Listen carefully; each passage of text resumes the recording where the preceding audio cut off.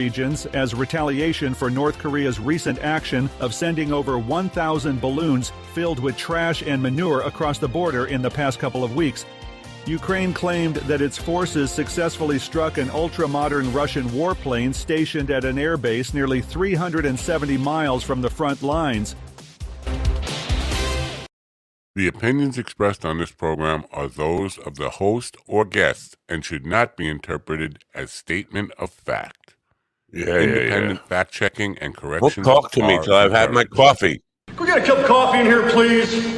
Oh, that's better. Coffee. It's all about coffee. Coffee. Even though there is no mind over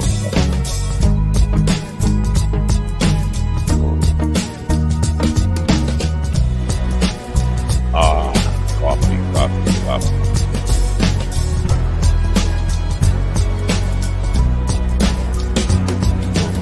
Damn good coffee. And hot.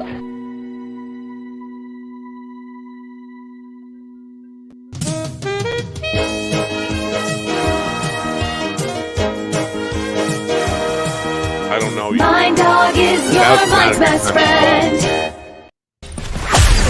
Wake up, America. You've got a dog that needs walking.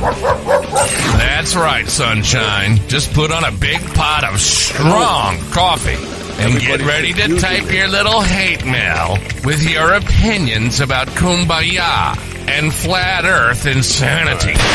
Stand-up comedy? You want stand-up comedy? Well, we've got sit-down comedy.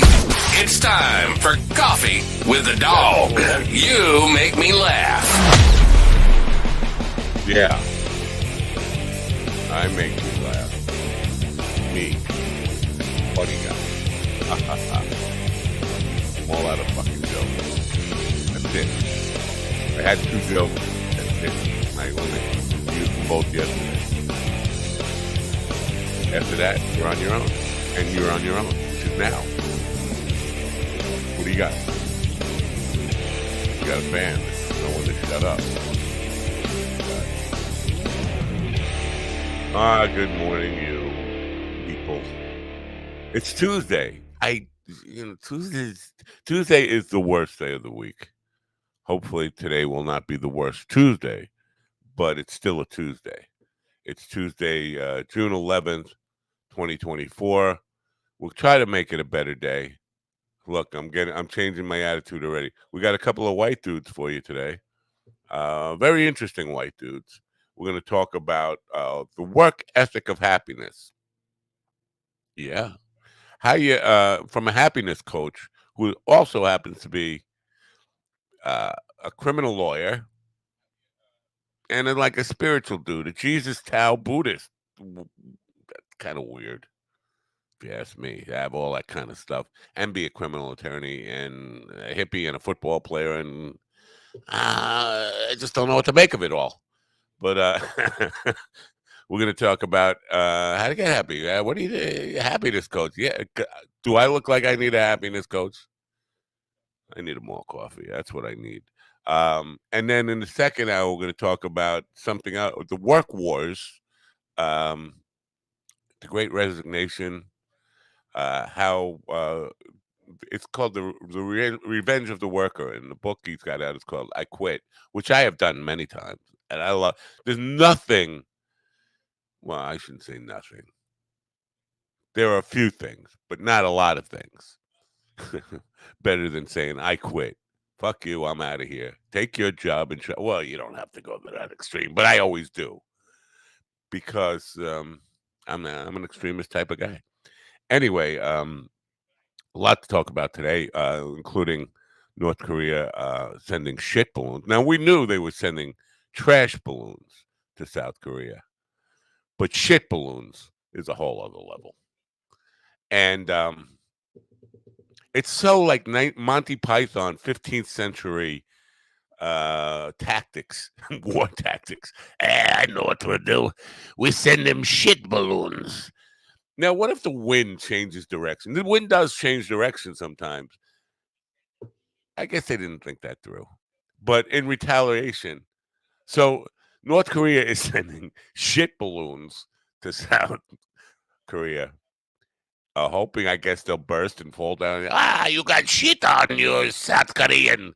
I don't know. That's a terrible. It's like a Monty Python accent. It has nothing to do with Korea. I'm sorry. Again, it's I blame it on the coffee. But South Korea's retaliation is to set up a radio station and say, "Yeah, we're free down here. We're free, free, free. We don't have a dictator."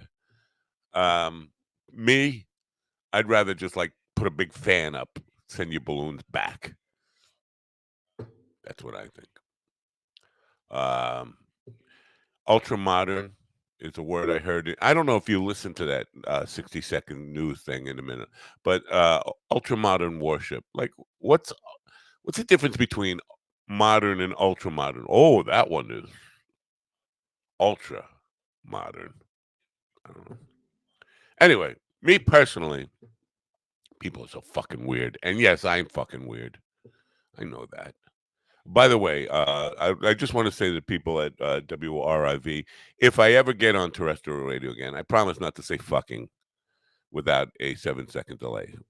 I won't say fuck. I'll be just like popping that button like a motherfucker. But yes, I'm a weird fucking guy. Yes, we know that. You knew that. If you've ever tuned in before, you've probably already come to that conclusion, or you come to something. But that's a whole other story. I digress. So about 5 years ago, I got a call from a guy who owns a production company. Production company meaning he does lights and sound for bands and sometimes comedians, comic shows, things like that, and theatrical productions. But he also does movie night for rich people.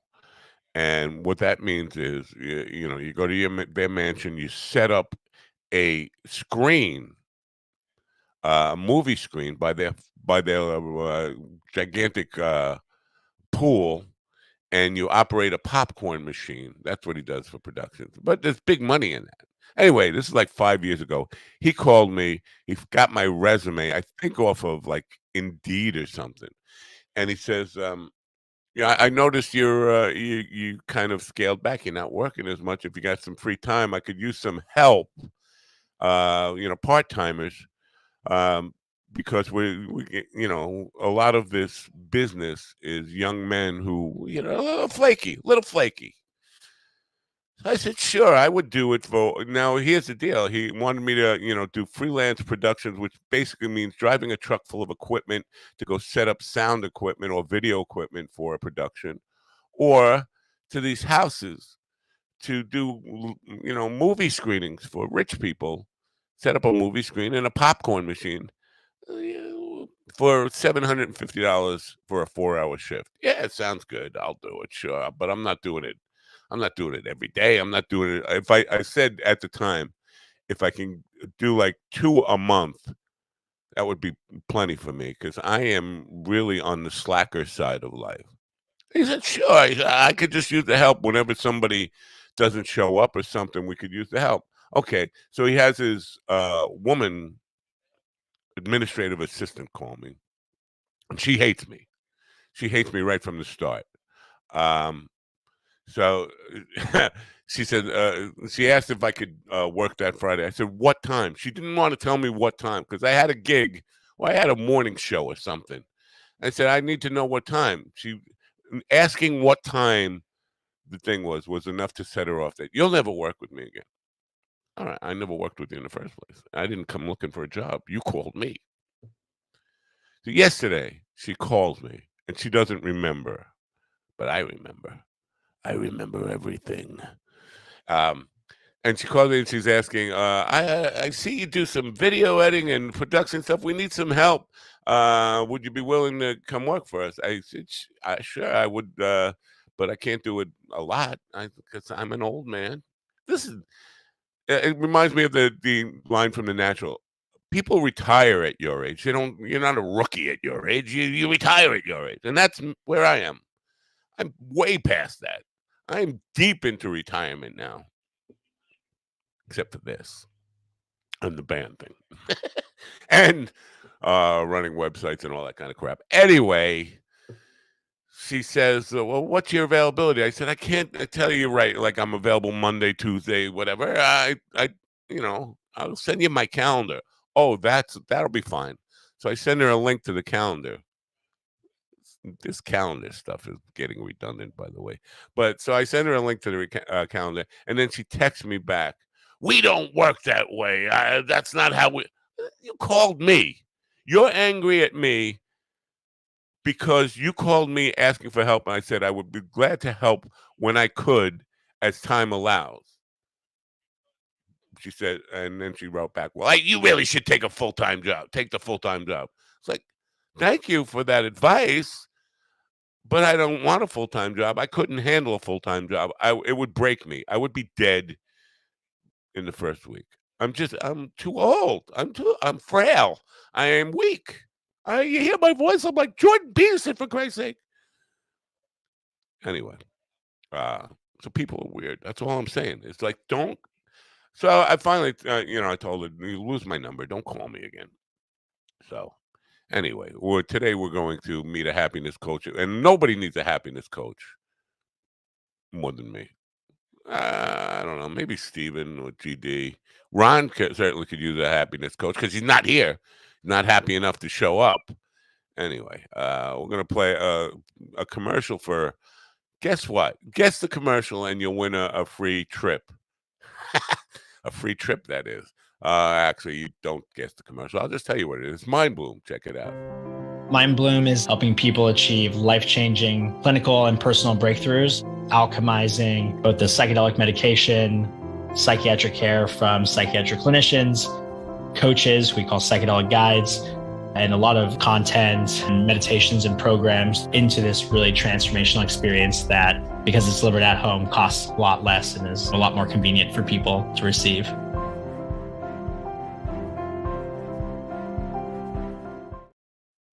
You know, what is this? Oh, we didn't put GD in there. That's a problem. And we have Just for Fun up in the corner there. Just for Fun is taking a long break. It starts off on break. It's like the band. We start with a break. We'll be back in 15 minutes. We're on break. What is that all about? Good morning, GD. Haven't talked to you in a while. I know. It's been a long time. Yeah. What would you like to point at your cup and say? Yeah, I'll put it in my cup, but I just want you to know that sitcoms in the potty. Yeah, I know that. Oh, okay. Hey, look, we have Ron Kane showing up just in time to hear you do your thing. All right, cool. Do I need to wait till everybody switches around so I can? Wait, this is not right. This is right. There we go. Okay. We went a full circle there, or full square circles. A square circle, fully. We circled the square with a full Monty. Yes. Okay. Good morning, America. MindDogTV.com. Father's Day is on June 16th. Juneteenth is on Juneteenth. Save time and money. Get the big black daddy in your life something special from MindDogTV.com. Choose from millions of eco-friendly, that's economically friendly. I have no idea what this is going to do to the environment. Never mind. MindDogTV.com. Enjoy the blackness. Suffering, same thing. Sorry. Enjoy suffering with your big black daddy. Now, I don't have a big black daddy. You can get one at Mind Dog TV. Right. Anyway, so yeah. Good morning, Ron. Morning. How are you doing? I'm doing well. Actually, we lost Steven. Oh, we got. Did somebody say Big Black Daddy? Big Black Daddy. Yeah. Welcome, Big Black Daddy. That's his Native American name. You got excited. I did a little bit. That's now, Ron, are you in like a Western? I don't know, an old like a saloon, Billy the Kid hideout or something or is that just like somebody's attic? Where are you? It looks like you're waiting for a shootout over there. Yeah, it kind of does, because this house is actually made of Adobe. It's an Adobe house. So Photoshop? You got software like Photoshop and Premiere. Yeah, exactly. Oh, yeah. See, you guys are getting it. It's easy to sharpen the contrast around here. So you know, I first went out there in pursuit of my lust for Billy the Kid. I was a Billy the Kid enthusiast as a very young man because we had a lot in common.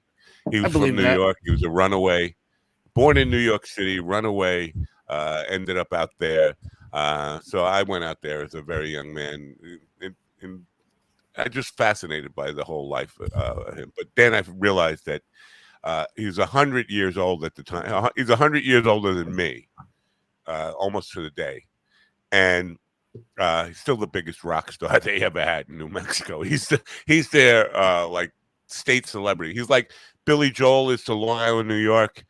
Billy the Kid is to New Mexico. Everywhere you go. How old does he have to get before he stops being a kid? I mean, will he ever be Billy the Boy, then Billy the Man? He'd be 165 right now, but he's still the kid. Yeah. Yeah, that counts. That still makes him the kid. Yeah. And they refused to pardon him. Bill Richardson, when it was the governor when Clinton, in the Clinton years, he was the governor of New Mexico. He refused to pardon Billy the Kid, even though Lew Wallace had promised him a pardon for testifying against the Dolans and all that stuff. So, Lew should have kept his promise. Lew should have kept Lew did not keep his promise, right? He should have. He was long dead. Anyway, Yellow belly. What? So is Billy the Kid the official state criminal? Like, does every state has like official birds, official sports? He's not really a criminal. If you know, ours is Jared from Subway. If he wasn't pardoned, then he's a criminal, right? No. I don't understand it. Then why did he need to be pardoned if he wasn't a criminal? He was because the law was corrupt, and they really the regulators, which Billy the Kid was part of, were claiming they were the law, and then the Sheriff Brady was bought by Jim Dolan, not any relation to Jim Dolan, who owns the Sphere and the Madison Square Garden. Maybe some relation, come to think of it, but so there was no real law. It was the Wild West, man. You could call somebody a criminal just because they kill a bad guy. Oh, okay. It was allowed. It was allowed. I didn't like know. You're a criminal for texting me at 5:30 in the morning or whenever it was. I think it was 5:32. Don't look, because at 5:30 I'm still asleep. I'm already unhappy. It's time we should meet Bob Martin, because Bob Martin has the key to happiness. He has the answer. He has the path. He has the way. He is the way. He actually wrote a book about it called "I Am the Way." Maybe he can teach how to work together without being at each other's necks and throats and other body parts. But I like those body parts. Yeah, but we shouldn't spend so much attention to them. Why is a chicken the appropriate sound effect for that? I don't know. It just happened. We were just hungry. Is that what it was? Time for fried chicken. Oh, crap. Anyway, look, I'm messing up. Did you say fried chicken? Bride. She just got married. Oh, fried. I thought he said pride chicken. I was like, no. Now, Steven's right. It should be Pride Chicken. It is Pride Month. I mean, come on. Now, last week, come on, guys. we had an author on who I described as a weird guy, and he actually embraced describing him as a weird guy. Bob is an interesting guy, not a weird guy, but he's a criminal attorney who also is a spiritual guy involved in Tao, Buddhism, Jesus, all of it in one thing. And he's got some really interesting stories about how that came to be. But he's a happiness coach. So he's going to coach me right here, right now, and see if he can get me happy. Let's welcome in Bob Martin. Hey. Bark, bark, bark, bark, bark, bark, bark. See, that got me happy. And you said I wasn't a weird guy. I don't know how I could be. You guys are too happy taking each other on for me to give you any coaching. I mean, really. No, I'm a Grumblestein. What was that, Stephen Grumblestein? I was just gonna say, you're weird, but it compared to us, you're as weird. So you're just interesting. So you know what I'm saying? It's it's a fine line. But no, I get it. So Bob, interesting. Kind of interesting and weird are pretty much the same word to me, but you've had a very strange path to lead you to where you are today. Yeah. Care to share some of that with people? How you became gone from criminal law attorney to I don't know, a happy guy. A happy guy. Yeah. Well, it's a heck of a Happiness story. It's a heck of a story. You know, how I got to be a lawyer is a story in and of itself, because I was a football player at BU, Boston University, when I broke my ankle and flunked out of school, and got involved with a whole bunch of people in 1969 in this hippie pad, where, you know, how, I don't know, well, you guys don't know how it was then, but I'll tell you that it was like you never knew who was going to be in the room and who was going to be with who and the like. And there was this one fellow named John Berman who kept telling me I ought to be a lawyer. He went out and got a job, earned $350, which was the entrance ticket to the law school aptitude test, gave it to me in a postal money order form, which I couldn't cash. And he said, "You need to be a lawyer. Go take the test." And I did, and I got into law school. And John, who was a heroin addict and went straight when I got admitted to law school, stayed with me every day of that. He went back to school. He was going to be a private investigator, and we were going to, like, you know, be the Perry Mason thing. We're already in very odd territory here. So a heroin addict tells you to be a lawyer, and you say, "Yeah, that sounds about right." Well, he bought me. He went out and got a job, earned the money, and then quit the job. Wow. And then stayed with me. Now, listen to this. Listen to this. He stayed with me every day until 3 days after I got sworn in. And he was clean all during that time. And the day I got sworn in, he met a chick and they decided to shoot up, and he overdosed and died. Wow. Holy shit. Condolences. Yeah, really. Wow. Holy shit. So I kind of take being a lawyer seriously. What about heroin? Do you take that seriously? About what? Heroin. Do you take that seriously? Well, it was serious to him. I got myself in trouble playing with other stuff because, well, we went to work. I went to work for Janet Reno in the state attorney's office in Miami during the cocaine cowboy days. You know, you've all seen that Scarface movie with Al Pacino. Yeah, my little friend. It was those days. Those were the days. Yeah, and I know. I'm familiar. And so I became the head of economic crimes and consumer frauds, and we hit the mob for $72 million. And then I hung my shingle out, and Johnny, I'll call him Johnny, came to see me 2 weeks after I left the DA's office. And he goes, "You got to be pretty good to hit us for that much money. We want to send you some people." Wow. So I started out as a mob lawyer in private practice. Paid my house off by the time I was 33. I was doing very well. And I was going out with them. And I was doing a lot of stuff I shouldn't have been doing off of glass tabletops. And wait a minute, I don't understand. What do you mean? You mean dancing? You were dancing? No, I don't mean dancing. I mean little white playing lines. Cards? No, Playing I mean socializing with these guys and sniffing up some white powder and getting real arrogant. Not you can just ignore him. He knows what you mean. He knows. You know what I mean. He has to be.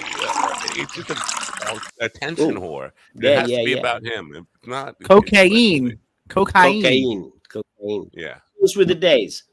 And life was going south, and I was arrogant, and I was thinking that you know, I'm going to start this business, and I was just arrogant enough to think I was going to make millions of dollars, and it was taking me down this deep hole. And I was seeing a therapist, and I go and I asked the therapist, what should I do? Because the business was going south. I was going south. My family was going south. And he reaches behind him and he grabs some coins and he starts shaking the coins and throwing the coins and making mathematical calculations and writing some lines and writes a number down, 61, and turns around to a book, opens it up to chapter 61, shows it to me. And the title of the chapter is Retreat. And so I promptly, you know, told him to, you know, go F himself, because I was paying him $65 an hour to be a therapist and he was throwing coins. And I walked out, but you know, it was the right thing for me to do. I needed to back out. And And so I went to the office. Yeah. I hate to interrupt you again. Well, I don't really hate to. I say I hate to. I actually enjoy interrupting you. But it seems to me so far the theme is you're making very not crazy, but you're making decisions based on crazy people's advice. Well, a heroin addict, a coin flipper, numerologist, whatever this guy is. And I actually respect that because this is how I've lived my life. So, well, you know, and somebody, I just want to say one last thing. If somebody said to me retreat, I'd probably kiss them. Thank you. That's the word I need to hear. Retreat. I am all about retreating. My whole life is based on retreat. I'm running away. Yeah. So, sometimes the time is just not the time to go forward. Sometimes you got to step back, and or wheel yourself back. So I don't step back or run away. So yeah. So we like to be inclusive. That's why. I went to the office. I closed it up. I saved the house. I didn't refinance it. I saved myself. I went back to the guy a couple of weeks later and I said, "What was that?" And it turns out that my therapist was the English language editor for Master Watching Ni, who was a 72nd generation master from the Shaolin Temple Taoist. The Kung Fu Temple, the Kung Fu Temple. Yeah, with the grasshopper. Right, grasshopper, all that stuff, yeah. 72nd generations handed down from father to son, father to son, father to son. And he was a master, and this guy was his English language editor for the books that he wrote. I didn't know anything about Taoism. I grew up in an atheist family. I had no spiritual background. And all of a sudden, somebody was telling me, here's a North Star, here's a way and a system of like leading your life in an effective, efficient, meaningful way without having to believe in anything, that's spiritual or, beyond what you can see and touch. Are you sure that wasn't the cocaine? It could have been. It could have been. But that's when it wore off at that point. So I studied under Master Ni for 8 years. And then I ran 72 generations is totally remarkable. I can trace my heritage back one generation. Yeah, right? Yeah. Can you imagine that 72 generation? Crazy. It's crazy. And Master Ni, he had this guy had to be Shaolin. You studied with the Shaolin. You studied with Shaolin priests for 8 years. 8 years. Mm-hmm. So how long did it take you before you could snatch the pebble from his hand? Never. That's when it's time. I got to tell you, this guy, we would play hide and seek with him inside a house, and he could never be found. We could never find him. Yeah, and he there was a time when we asked him, all this chi, this energy stuff, this energy work that you keep telling us about, is it really real? And I don't tell this to too many people, so this is kind of like a first on media ever. I only just tell between us four. Nobody else will hear it. Yeah, nobody else. Nobody else. But I promise you that one day we were out and he said, "Okay," and he started doing the circular things. And this guy was 72 years old and he was as nimble as a baby. He could crouch down to the floor. He was amazing. And he gathered his energy, and I was standing about 3 foot away from a wall, and I'm a big guy. And he got this all up, and he just came towards me, and he put his hands on my chest and just touched my chest, and I hit the wall behind me. Wow. And believe it or not, I'm telling you, this is what happened. So it made a believer out of me. And he was believer in what? In energy healing? Believer in the fact that there is energy and it can be manipulated by human beings. Okay. So that yeah, a remarkable story that leads an atheist into believing in something bigger and bigger than the human physicality and all that kind of stuff. did it lead you to believing in God? And I know God is a word that 8 billion people can use and have 8 billion different meanings to it. But I'm talking about the Judeo-Christian God, the old man in the sky who watches everything you do. He loves you. He loves you, but he's going to, if you don't behave, he's going to send you to hell. That guy. That guy, I think that guy was made in our image. Yeah. Okay. Yeah, I mean, no, it sounds like Scarface to me. You know, people want to have a relationship with something, and the forces, you know, of certainly we know that there's energy in the universe. You know, we know that there's nuclear energy and small and large atomic energy. We know there's energy in the world, and we kind of sense and feel like there's something that's bigger than ourselves, and our desire to want to have a relationship with that causes us to try to create that which we're having a relationship with as something that we can imagine having a relationship with, which makes it human in form. I can't say that I go there. I don't go there. To me, it's a mystery, and it's above my pay grade. It's not. But yeah, you do talk about Jesus, and I do. Most people, when they hear the name Jesus, they equate it with exactly that kind of, because and I'm sure if my wife came down here right now, she would be coaching me on what she would like to aim this conversation. But the idea of the teachings of Jesus were all about the Father, and now where does your inclusion of Jesus in what you talk about, how do you manage to do that without embracing that idea? Okay.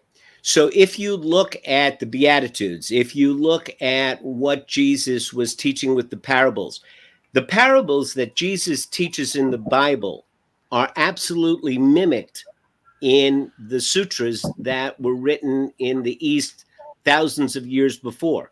Those same stories occur in the writings of the sages from the East that were written in 2 and 3000 BC. So he's a joke thief. Huh? He was a joke thief. He was a joke thief. Plagiarizing. I think, in my opinion, I think that Jesus is only Jesus in the Christian sense, in the Christian world. If you go to India, they will tell you about Saint Isa, who was Jesus, who traveled in India in the 30 years, not the 30 years, the 13 to 32. So those 20 years where there's no mention of him in the Bible, folks in India will tell you that he traveled in India, and he even traveled up to Tibet. And there's plenty of evidence to indicate that that's so. And then he came back, and what he taught was the same message of love and forgiveness and humility and service that's taught in Eastern cultures. So, in my opinion, Jesus very well could have been a Taoist or a Buddhist monk. So, if I'm just to be clear about this, you think he was a historical, definitely a real historical figure? Oh, definitely. There's no question about that. There's too much evidence. Well, there are a lot of people who would argue. I'm not. I have to. I have to agree on that. But there are a lot of people who would not agree. So, are you saying that Jesus had a hand in the Karma Sutra? I don't believe so, because that was written way before Jesus lived. But I don't know. We'll have, I know what the Kama Sutra is, but we'll have to bring that discussion in someplace else. I'm interested in that. But anyway, you mentioned something about your wife, and I take it that she is a Christian. My wife's a devout Christian, yes. Well, let me tell you this. So here I am as an atheist, Taoist, Buddhist, coming to North Carolina, and who do I marry but a Southern Baptist Bible literalist? So we share something in common. We have that same wives. And how many times have you tried to kill yourself since? Yeah, isn't that a pain? Because like with the Baptists, everything you do, you're burning in hell no matter what. That's where she was. Matter of fact, I remember one time I was at home and she was going off to her Southern Baptist church, and she had these really sad eyes. And I said to her, "Honey, what's wrong?" And she said, I just hate it so much. I love you so much, and I hate it that you're not going to go to heaven with me."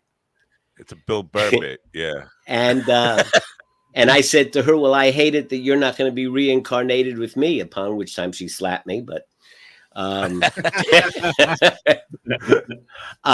so that's what brought me about to write my book, because the main book of Taoism is 81 short little one-page chapters that have that same rhythm and cadence of, like Confucius says, that kind of Eastern pithiness to it. And so I started taking some of the couplets and the paragraphs from the Tao Te Ching, and then looking up references in the Bible for the same stories. And the more I looked, the more I found that it was all the same. So I would start taking it and then rewrite it in Christian language and read it to her. And she goes, "Oh, I love that." And so I continued until finally I reimagined all 81 chapters of the Tao Te Ching into Christian terminology. And when she read it, she said, "No preacher has ever taught me who Jesus was as well as this does." Oh, so now she's going to hell with you. That's fine. She got me to go to a progressive church and get baptized. So now I'm going to heaven with her. All right, no, that's cool. You know what? I don't think my wife would sign up for that if I said, because I think she probably has it in the back of her mind that I'm going to burn like forever. But she's not coming with me. No way I could even talk her into coming with me. This is interesting. Now the book, "I Am the Way," that seems to indicate that there is one Messiah, because that's Jesus' language, right? I am the way. I am the way. So do you believe there is one and only one way to? I don't know where it is you're going. Heaven, redemption, reincarnation. Where is the way to what? Let me tell you, the reason that I chose that title is because the word Tao, T-A-O, the Tao means the way. Right. Yeah. It means the way. And so I find it kind of coincidental that the Taoists, talk about the way, and Jesus said, "I am the way." But, to answer that question that you asked about God, I think that people make a big mistake when they quote John 3:16 and they talk about that Jesus said the only way to get to the Father is through me. Because I don't think that Jesus saw himself as nothing more than a sack of skin. I think he saw himself as a spiritual person and the embodiment of love. And I think that when he says the only way to get to the Father is through me, he's saying the only way to get to the Father is to adopt a life of love and forgiveness, is what he's saying. And people misinterpret that, I believe. So that's assuming that they quoted him right in the first place. Assuming they quoted him right in the first place, because he didn't have like a stenographer walking behind him, and so and most of these things were recorded at least a few days after he had died, right? At least minimum. The first gospel was 20 years after, and John's gospel was 126 years after, right? So, who knows? Yeah. And I don't even think they added the resurrection until 154 years after, because I think the first versions didn't have the resurrection in it. They added that much later. The details of it, even the first gospel had the ladies going to the cave and running away in fear, but they didn't say anything about what they found inside or the was the smell or the sight, or if it was like raccoons tearing at the all that. So all this points to kind of what we're, I hate to drag you into the political stuff, and that's okay. I know my audience hates it. No, that's fine. Where we are in the Western world is people just using Jesus for whatever purposes they want, and To sell it totally. Bitcoin. Yeah, to sell bitcoins, to sell political agendas, all this stuff, and it's not necessarily based on any of the things that misinterpretations or interpretations of what he said, or any of that kind of stuff. It's based on their how they want you to live according to their rules, and no matter what those rules are, they're going to use Jesus and Jesus' name to try to scare you into living by their rules. Why do you think that is, that people who claim to be believers just want to corrupt it and just use it for what feels evil? Yeah. So there's a nice answer and there's an ugly answer. Which No, one? give me the ugly answer. Use both, because we have both in our audience. I'll give you the ugly one first. Anytime there's a group, the group wants to set itself apart from others because it says, why should you join my group if I'm just like the others? And then not only does it have to say I'm different, but it has to say I'm better so that it can grow. And by growing, there's more power. And then you have to control the participants. And there's no better way to control folks than by saying, if you don't do what I say you should do, you're going to burn in hell eternally. I mean, come on. Well, now they just say, I'm going to dox you or do a mean tweet about you. Yeah. So there's the whole power and control thing that interferes and corrupts any kind of group, including religious groups. Then there's the nice explanation. And I got to tell you this. So a couple of weeks ago, I have a friend. I live here in North Carolina now, and it's kind of like out in a more rural section. And I got a good friend who's like a country sage. He's one of these guys that just spouts country wisdom all the time, and he's a good old time guy. And he says, hey, we ought to go over to Pigeon Ford and Dollywood. Have you ever been to Dollywood? I said, no, I've never been to Dollywood. He said, okay, let's go to Dollywood. So we got up, and the four of us, him and me and my wife and our wives, we go to Dollywood. And so I get to Dollywood. Now, Dollywood is, Dolly Parton's amusement park set in the Smoky Mountains in that good old-timey religion type of atmosphere where everybody is white and Christian.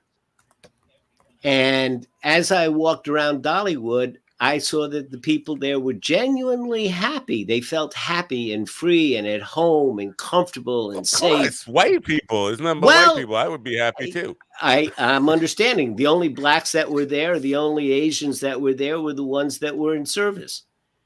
I love it already. Yeah, you love it already. People? But, you went into the shows and it was gospel music. And I want to contrast that with this. A good friend of ours unexpectedly was found to have brain cancer and was put in a hospice within 2 weeks. We had a vigil for her on the courthouse steps. And one of my friends, who is a deep Christian, got up and apologized for what she was about to say, because she knows that our friend who was in hospice was a deeply Christian woman, and she wanted to praise her belief and her faith, but she felt she had to apologize for bringing that up in a mixed crowd.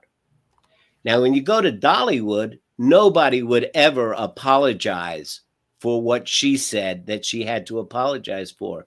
And I realized that those folks that were there really feel like they have found the true way, and they really feel when they go out into the world that people cancel them, that they censored because they can't express their beliefs freely and openly. And they don't quite get it, that by imposing their beliefs, that they don't like other people to impose their beliefs, so other people don't like them to impose their beliefs. They can't quite make that connection, but they do understand that when they're around their own people, that they feel good and safe, and that's how they want to live their lives, and that's how they want the world to be. Good So example of not like somebody who's afraid of Ron Kane, because anytime Ron Kane hears spiritual stuff, he gets really judgmental and like he wants to slam him down with his atheist the Bible or whatever he's got. He's like really angry and he beats people up. So I could understand he intimidates people into being ashamed about their faith. That's what basically what. I'm not even an atheist. Oh, I'm I'm just sorry about that. See, now he's beating me up for calling him an atheist. See, everybody's afraid of him. Yeah, I just when it comes to religion, I just think all of it is a joke, and I understand that it's for power and control to a certain extent, but then I also understand that some people just need something in their lives. So if you want to believe that a cup helps you get you through your day, that's fine as long as you don't start using it on other people. Oh, okay. See, I just messing with him, and then all of a sudden he wants to kill me. He's angry at me. But you see, that's why Taoism was so attractive to me, because all it says is, look, if you want to be happy, you can either be greedy and selfish and always be wanting, or learn to be satisfied with that which you have and learn to love that which you have, and kind of offers perspectives that lead you to be more happy. When we're born, we're not given an owner's manual about how to live, and there's a lot of conditioning that's heaped on us that gives us our worldview. And sometimes we have to go into the old attic and clear out some shit that gets in the way of our happiness. And why don't you just keep your shit in the toilet like the rest of us? Why you put it in your attic? No, that's not what we do. We put it in balloons and send it to South Korea. There go. That's what Koreans do. But I'm talking. I'm at least Koreans. Canadians are doing it. They're sending it to Maryland. Watch out on barges. But you know what? It won't make it. Then it'll hit the bridge. It won't make it. It'll hit the bridge. They opened the bridge up. I heard today they got the canal open. Yay! Yeah. So now our drugs can flow freely again. Because I was going through withdrawal. It's kind of where I started the program. I know the point probably. I was really sloppy in trying to make this point. But this woman is trying to get me to do things that are against what I have made a conscious decision to live life based on my rules, because when we talk about happiness, people can define that every way you want. Happiness, nobody is like in a state of glee all 24/7. And so how you define happiness is really what makes you feel at ease and gives you peace. At least I define it like that. And working a full-time job has been out of my it's been against my rules of my personal happiness for about 6 or 7 years now, and this woman is trying to impose that on me, and it's just like, that's not who I am. Find somebody else. Don't call me. But you really should take this full-time job. I'm like, okay, well, that would make me miserable. My wife even said if I would have stayed in working a full-time thing and not retired when I did, I would have killed myself or just died of a stroke. So happiness, so how do you define happiness? That's a good question. It's a warm gun. Wow. Happiness is it's a great question. I can tell you what's I think happiness is the stable sense of joy that's eternal, that is created by the perceptions and the worldview that you decide on, having meaning and purpose, being of service and being of help tend to increase that stability, feeling that you're worthwhile, having a sense of self-efficacy. I can do this. I can do this. Or being comfortable with saying I can't do that. So all those are facets, but I would say happiness for me is a sense of stable joy that's internal. It comes, for me, it came from a long practice of meditation. And when people ask me to describe what's that like for me, this is what I would say, that if you can imagine being 25, 35 feet underneath the surface of the ocean, and having let me put it this way, the surface of the ocean is going to be subject to all kinds of weather. There's going to be sunny days and beautiful days, and there's going to be storms, and there's going to be tempests and hurricanes. And all of that happens, and that is all part of the human experience, and it's not something that I would ever want to avoid or not participate in. I mean, just because I meditate and I'm a happiness coach doesn't mean I don't get sad. It doesn't mean I don't get pissed off. It doesn't mean I don't get frustrated. It doesn't mean any of that stuff. I have the full breadth of human experience. And at the same time, there's another piece of me, which I've become real familiar with, that's like 25 feet down underneath the surface, that just oscillates slowly and kind of watches me engage in all of that human experience from a place of just complete calm. You got scuba gear? It's like scuba. It's like that. It's like that. And that's just that's just a wonderful place to be, you know. Okay, now one of the things that on your profile page there says, and I kind of titled the segment on it, is the work ethic of happiness. Mm-hmm. Yeah. Work and happiness in the same sentence. Jeez, imagine that. But is there? And I am the way suggests that there is a way, a system, a pattern of behavior or whatever that you can work at to be happy. Yeah, it can be learned. It can be learned. It can be learned. Just, if you want to play tennis, what do? You go out there and you start hitting the ball. You practice, right? You go out, you spend a little time every day. You read about it. You read about, the grip. You read about what a forehand is, what a backhand is. Again, I'm going to interrupt you. I'm sorry. Yeah. I apologize. Not because I don't want to interrupt you. I want to interrupt you. I really do. I love that you interrupt me. I just feel if it feels bad, that's what I'm about. No. I love it. To play tennis, you have to decide you want to play tennis. You want to learn how to play tennis. To be happy, most unhappy people, most curmudgeons like me, happiness. I'm not interested in learning about that. Who needs that? Them happy hippies. Fuck them. Right. Fuck them. Get off my lawn. Right. I don't want to learn to be happy. Right. Yeah. So you're never gonna. No, you can't begin to learn until you open your mind to I want to learn. Right? You want to learn. You want to be happy. A lot of people are attached to their suffering. Yeah. They enjoy the suffering. You've come to the right place, my friend. They don't want to give it up. There's a certain martyrdom. There's a certain, oh, woe is me, type of approach that serves a purpose in their life.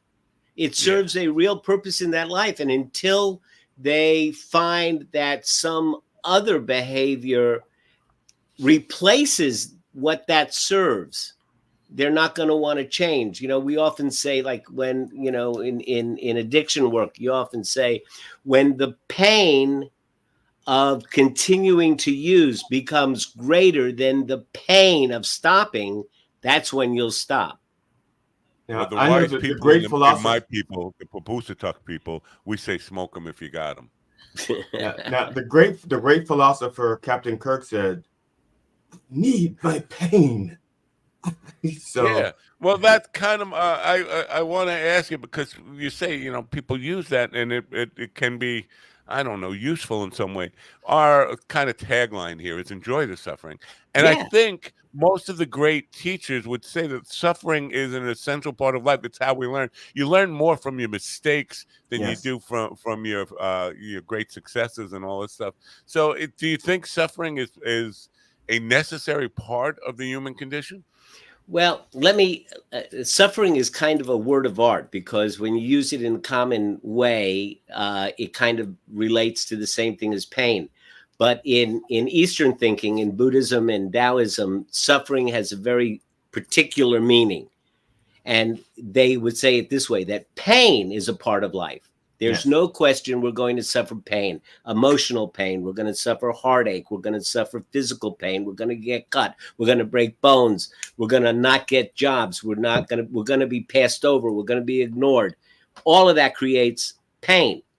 What you do with it in your mind creates suffering. If you go down the road of, oh, why is me? It's not fair. It shouldn't have happened. Why did they get the job? Wow. That's suffering. Yeah. So can you experience pain without suffering it, without having your mind, give you that constant heartbreaking, mind-tearing run of thoughts that's just aggravating and frustrating? And how do you break out of that kind of default thinking? So my father was by name Catholic, but not a real Catholic. He was, but the only time he ever took me to church, I remember this, and I was a very small child, but the sermon, the mass, whatever they called it, was on. I remember very vividly the priest saying, "Why me?" is the greatest sin that humans, because implied in "why me" is why not somebody else? Why is this happening to me? And the idea of it all being unfair, and why is this happening to me? Well, because you brought that, this is your journey. This is what you are the one who has to learn this lesson. But I took that as a 3 or 4 year old kid. The only time my father ever took me to church was, that stuck with me. It's like when you're asking why me, or why is the world being so unfair to me, you're basically wishing it on somebody else. Yeah, absolutely.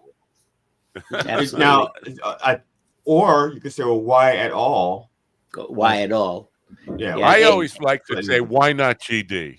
Yeah, why not GD? Whenever, I saw my ex get run over by a snowplow, which was really difficult for me because I never really drove a snowplow before. But I always, in that moment, I was thinking, why not GD? Did I should be driving the snowplow? Yeah, right. Yeah. So way to get yourself out of it. So that brings up an important thing. So how do you break out of it? Well, this is what we know from ancient teachings, and also brain science has confirmed that this is accurate. That it is nearly impossible to reduce your negative thoughts. Nearly impossible to stop thinking negative things. But it is possible to increase your positive thoughts. And so by engaging in any kind of practice, even if it's doing the crosswords every morning or doing Wordle or jogging or putting together a jigsaw puzzle or meditating or volunteering or ballroom dancing, whatever it is, if you do that regularly, you build up the electrical activity in the left prefrontal cortex, this part of your brain right here. And that balances all of the negative thinking that's in the right part of your brain. And we can balance our brain. We can't reduce the negativity, but we can increase the positivity. And when that happens, we start to feel more secure, more balanced, happier, calmer, and the like.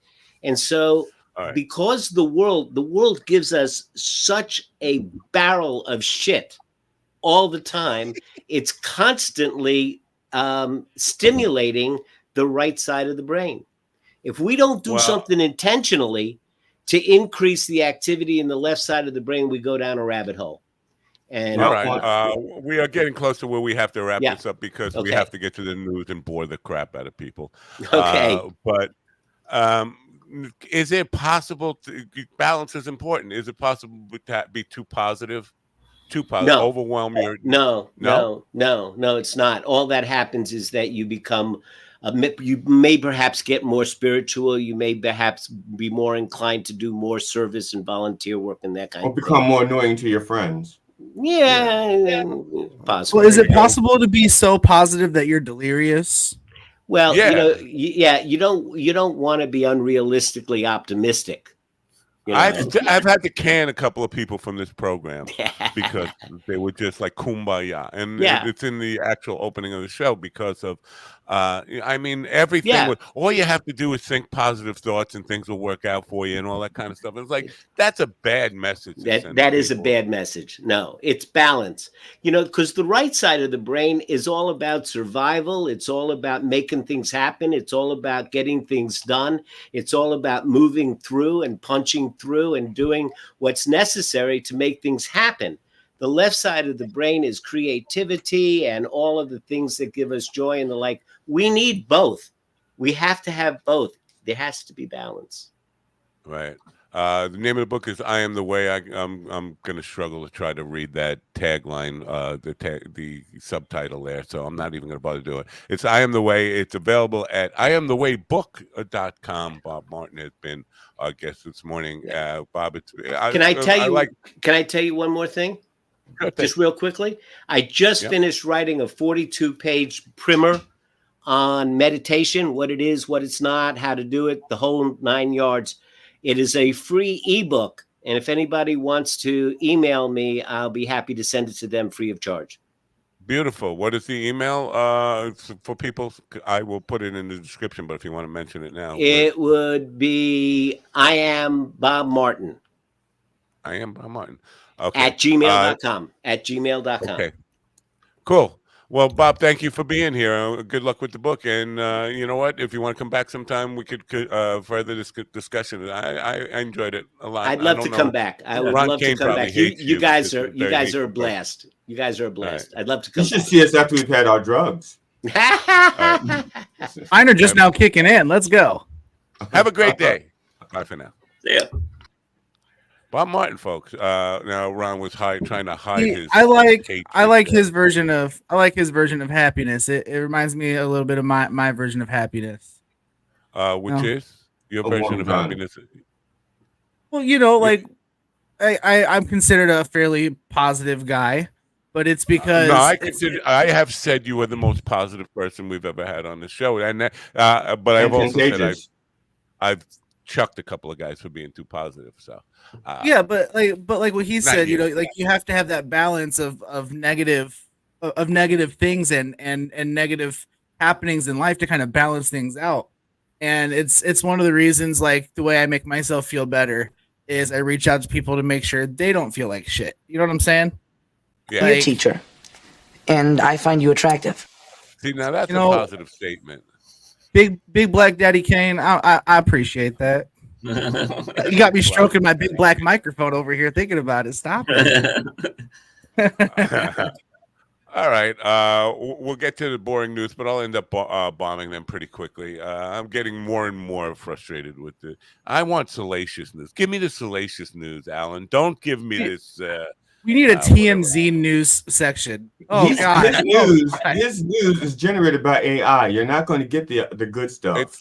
It's not. It is. It's AI and voice. I had a conversation with Alan about this, believe it or not. No, he's a real dude. I believe that Alan is real because somebody has to. Ukraine claimed that its forces successfully struck an ultra-modern Russian warplane stationed at an airbase nearly 370 miles from the front lines. Kyiv's main military intelligence service shared satellite photos that it claimed showed the aftermath of the attack. If confirmed, it would mark Ukraine's first known successful strike on a twin-engine Su-57 stealth jet lauded as Russia's most advanced fighter plane. Liam White reporting.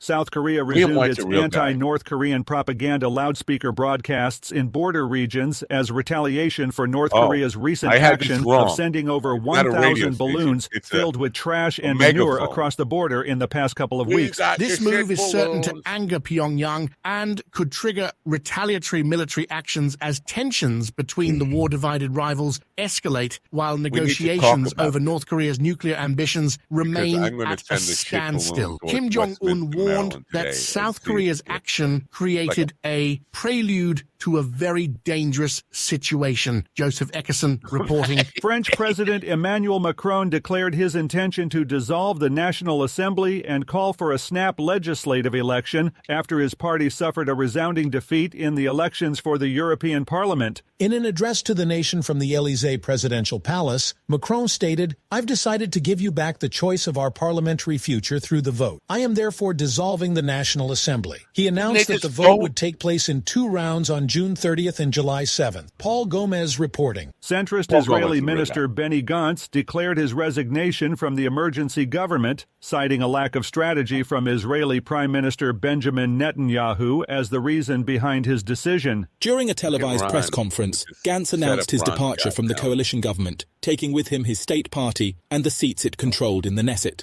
Although Netanyahu's coalition government will maintain a majority, Gantz's move is considered a significant setback for the Prime Minister. Benjamin Wright reporting. So Netanyahu's This is the latest news headlines. Seriously overdue credit card debt has reached the highest level in more than a decade, and individuals age 35 and under are struggling more than other age groups to pay their bills. The share of credit card debt that's severely delinquent, defined as being more than 90 days overdue, rose to 10.7% during the first quarter of 2024, according to the Federal Reserve Bank of New York. A year ago, only 8.2% of credit card debt was severely delinquent. Jim Kender reporting. Howard University rescinded the honorary degree it awarded to hip-hop mogul Sean Diddy Combs and severed ties with him weeks after a recently released 2016 video appeared to show him attacking R&B singer and ex-girlfriend Cassie. The university's Board of Trustees stated that it also directed administrators to cut financial ties to Combs, including returning a $1 million contribution, ending the scholarship program, and dissolving a 2023 pledge agreement with the Sean Combs Foundation. Jessica Oakley reporting. An early morning shooting at a rooftop party in Wisconsin left at least 10 people injured, including teenagers, according to police reports on Sunday. 9 people sustained gunshot injuries, and another person was injured by broken glass at the party held at a high-rise apartment in downtown Madison. That's what it sounded like. Yeah. Now, the shit balloon thing. That's funny. It's gross, but it's funny. It's gross, but doesn't it sound like a Monty Python bit or something? Well, I don't know. It sounds like that, but it also sounds like a really bad history lesson. Like in the 1400s, they would send shit balloons to spread smallpox and black plague. Like it's 2024, you're sending shit balloons? How do you get the shit in the balloon? That was going to be my next question. That's the easy part. That's the easy part. Oh, what? My question, it is. Yeah. My question is, where do you find the balloons that want to be filled with shit? Explain yourself. How's that the easy part? Because it's got to have the helium in, or you put the helium in after you shit in the balloon. I think you probably shit in it first and then put helium Explain in. the mechanics of balloon shitism. Well, I mean, you can stretch the mouth of the balloon open pretty far. And technically, the butthole's only so big.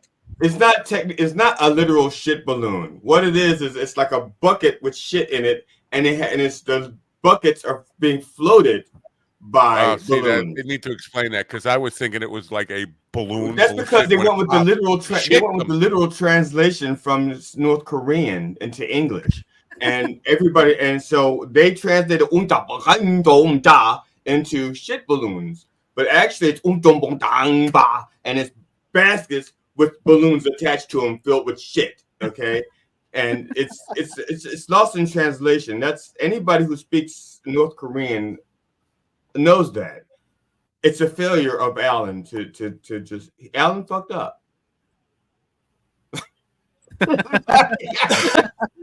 All of you guys' faces.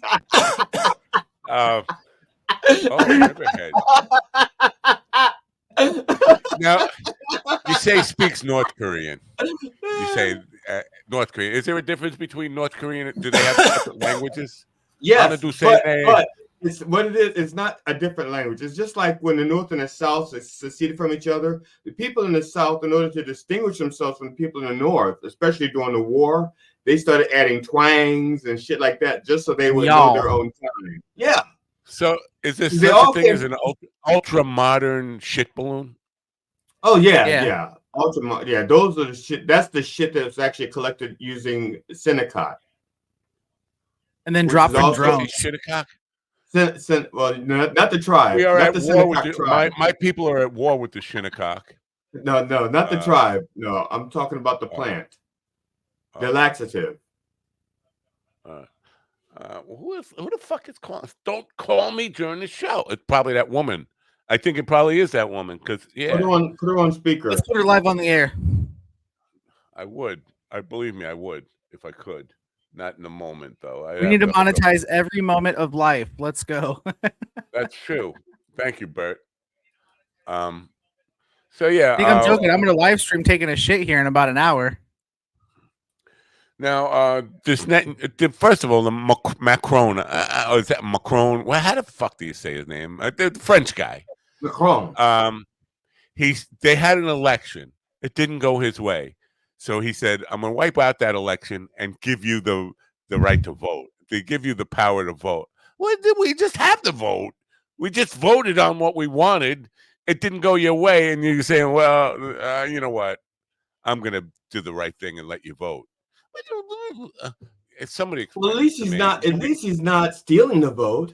He's saying mulligan. That's exactly what he's doing. He's if this is a Trump move I thought Macaroni, whatever his name is, I thought he was more further left but this apparently is. Power is not left or right. Motives are left or right. Power is just power. He wants to keep power. That's not left or right. That's true. But part of my argument about Joe Biden is, even if you don't like him, you can be assured that he will not try to hold on to power. First of all, his grasp is too weak. It's in the 70s. You just snatch it right out of his hands. Like, I didn't bring hold on or whatever. I'm gonna hold on to it would be. Yeah. He probably won't have the grip to hold on to power, but it's just a weird thing. It's like, because if this vote doesn't go his way, will he just say, "Oh, well, I'm just going to keep taking just keep giving you the right to vote and abolishing the vote you just had until you vote the way I want you to vote." I think what'll happen is, because a lot of times, a lot of people will stay home, and statistically, there are more people that would think or would be not right, but left-leaning, but more of them stayed home. And now he's saying, this is his way of saying, wake up, motherfuckers. You need to vote. You see what's happening. I mean, of course he said it in French. He's going to wake up, the motherfuckers. You need to get that to good. If we get to deal with terrestrial radio, I'm going to have to give you all you guys your own 7-second delay button. So, I can talk without cussing. I just don't. I can cuss for 6 or 7 minutes at a time without cussing. I don't want to stifle you. For the people on the internet who don't need any censorship, we should be able to say fuck, but you should have a button for the terrestrial radio people. Oh, I got it. So I do like this. Whenever I'll push this button right here, I'll go, and that way you don't hear it. So don't ever show me that again. I'll push the button. Don't ever show me that again. I can just bleep everybody All right. It's the only button I have. I feel offended and hurt by that. So what? Well, let's go back to your happiness training. Remember, we had happiness training. 15 minutes. Some negatives outweigh the positives. Okay. Well, that's and a naked GD is one of them. But you learn how to balance it. Naval maneuver. That was a naval maneuver. That's all it was. I thought you naval maneuver. I thought you learned how to increase your positive thoughts to balance out the negative thoughts. I thought we just learned that. They're bouncing off his head. It's never. I got my positive thought. I learned that. Yeah, let Kane speak. He never speaks. Let him speak. Yeah, I learned a lot from that. I know now, if I'm fisting somebody, that's mana fist of destiny. Correct. I changed my mind. Don't let Ron Kane speak. Come on, big black daddy Kane. What's up with you, David? He doesn't say a lot, but when he does, it'll make you puke. You think that's weird? You think that's dark? You should hear his actual comedy. This is his intellectual conversation. What is comedy. So before we meet our new next guest, last night was Mr. Tongue, but Mr. Tongue is down tonguing New Mexico or something. So who was running Mr. Tongue? Was it you, GD? Are you the No, I'm the dog guy. Yeah, GD will be running the doghouse tonight. Last night, it was ran by one of my other co-hosts that I have, Corey Moore. He ran now it. is it just because GD did something inappropriate on the tongue thing once, and you don't let him near there anymore? No, that's how you get to be a co-host on his show. You have to do something inappropriate. I can't stoop that low. I'm not saying I won't. I'm saying at my age, I can't stoop that low. I can't. Never, GD. You're dropping it low, girl. No, I can't get back up. If I go that low, somebody's going to help me up. And me too. It's okay. Ron is not that kind of guy. He will not help you up. He's more like, why you're down there. Ron is more like, why you're down there. Oh, I think our guest probably is thinking, I'm not going to do this show. He's in the green room listening to this and saying, "What did I get myself into? I'm better." I'd run if you could. I mean, he's better than this. Of course, he's better than this. Anyway, so I should play a quick commercial before we get to him. We're gonna talk about the revenge of the worker, and this is something Ron has been, I know, crafting. He has been planning revenge on his ex-company for outsourcing stuff. He's probably planting pipe bombs and stuff like Marjorie Taylor Greene underneath the building or around. Just kidding, FBI guys. Yeah. That's a joke for people on YouTube and Rumble. We are not encouraging pipe bombing your old company. We're going to find out about. Ron does not use pipe bombs. He used bong bombs. Great resignation. Bombs. The Great Resignation and the Revenge of the Worker and all that kind of stuff. Right after this, this probably has a lot to do with where we're going as far as the workforce, right? In video, AI taking over the world, taking over your job, unless you learn to use it right with tools like in video right now. Hey there, fellow content creators. Are you tired of seeing your YouTube channel growth at a snail's pace? Well, I've got some good news for you. InVideo is here to supercharge your channel growth. With InVideo, you can create eye-catching and engaging videos in a flash. Say goodbye to spending hours editing and perfecting your content. InVideo's user-friendly interface makes it a breeze to create professional-looking videos in no time. But that's not all. InVideo offers a treasure trove of customizable templates, so you can easily tailor your videos to your unique style and brand. Stand out from the crowd and leave a lasting impression on your viewers. And the best part, InVideo is not just a video editing tool, it's a one-stop shop for all your YouTube needs.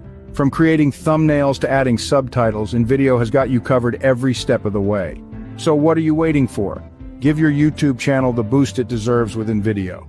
Join the ranks of successful content creators who have used InVideo to skyrocket their channel growth. Trust me, you won't regret it. All right. I trust you. I use it every day. And listen, Rodden's got to stop stealing my spot, by the way. It's just a spot stealer.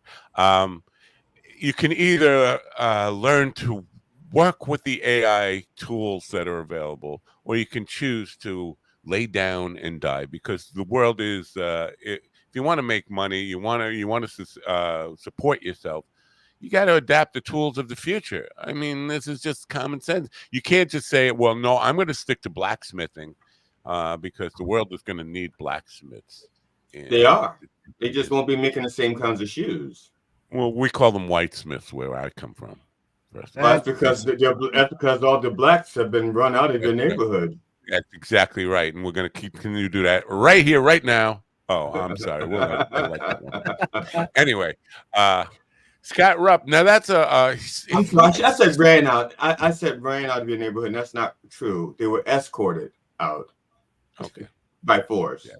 Scott Rupp is an author of a book called I Quit. And as I mentioned this morning, I quit is the best two words I've ever said in my life. And I've said it a lot. And there's nothing that feels, well, I said this before, some things, but very few things that feel better than saying, I quit, take this job and shove it. Unfortunately, too many people saying that at once it creates problems for the world. But That's his book, when too many his people book, I say I Quit, quit, is that's we all strike. about the change in the workforce of America and where we're going with this. Welcome in now, Scott Rupp. Scott, welcome to the program. I'm sorry to subject you to this terrible. Hey guys, this has been great. It's been a welcome refresher to what I normally deal with. So I'm certain it's very different than. I just want to go grab a beer out of the refrigerator so I can just totally. You're allowed. Do you have enough for everybody? That's the rule, Scott.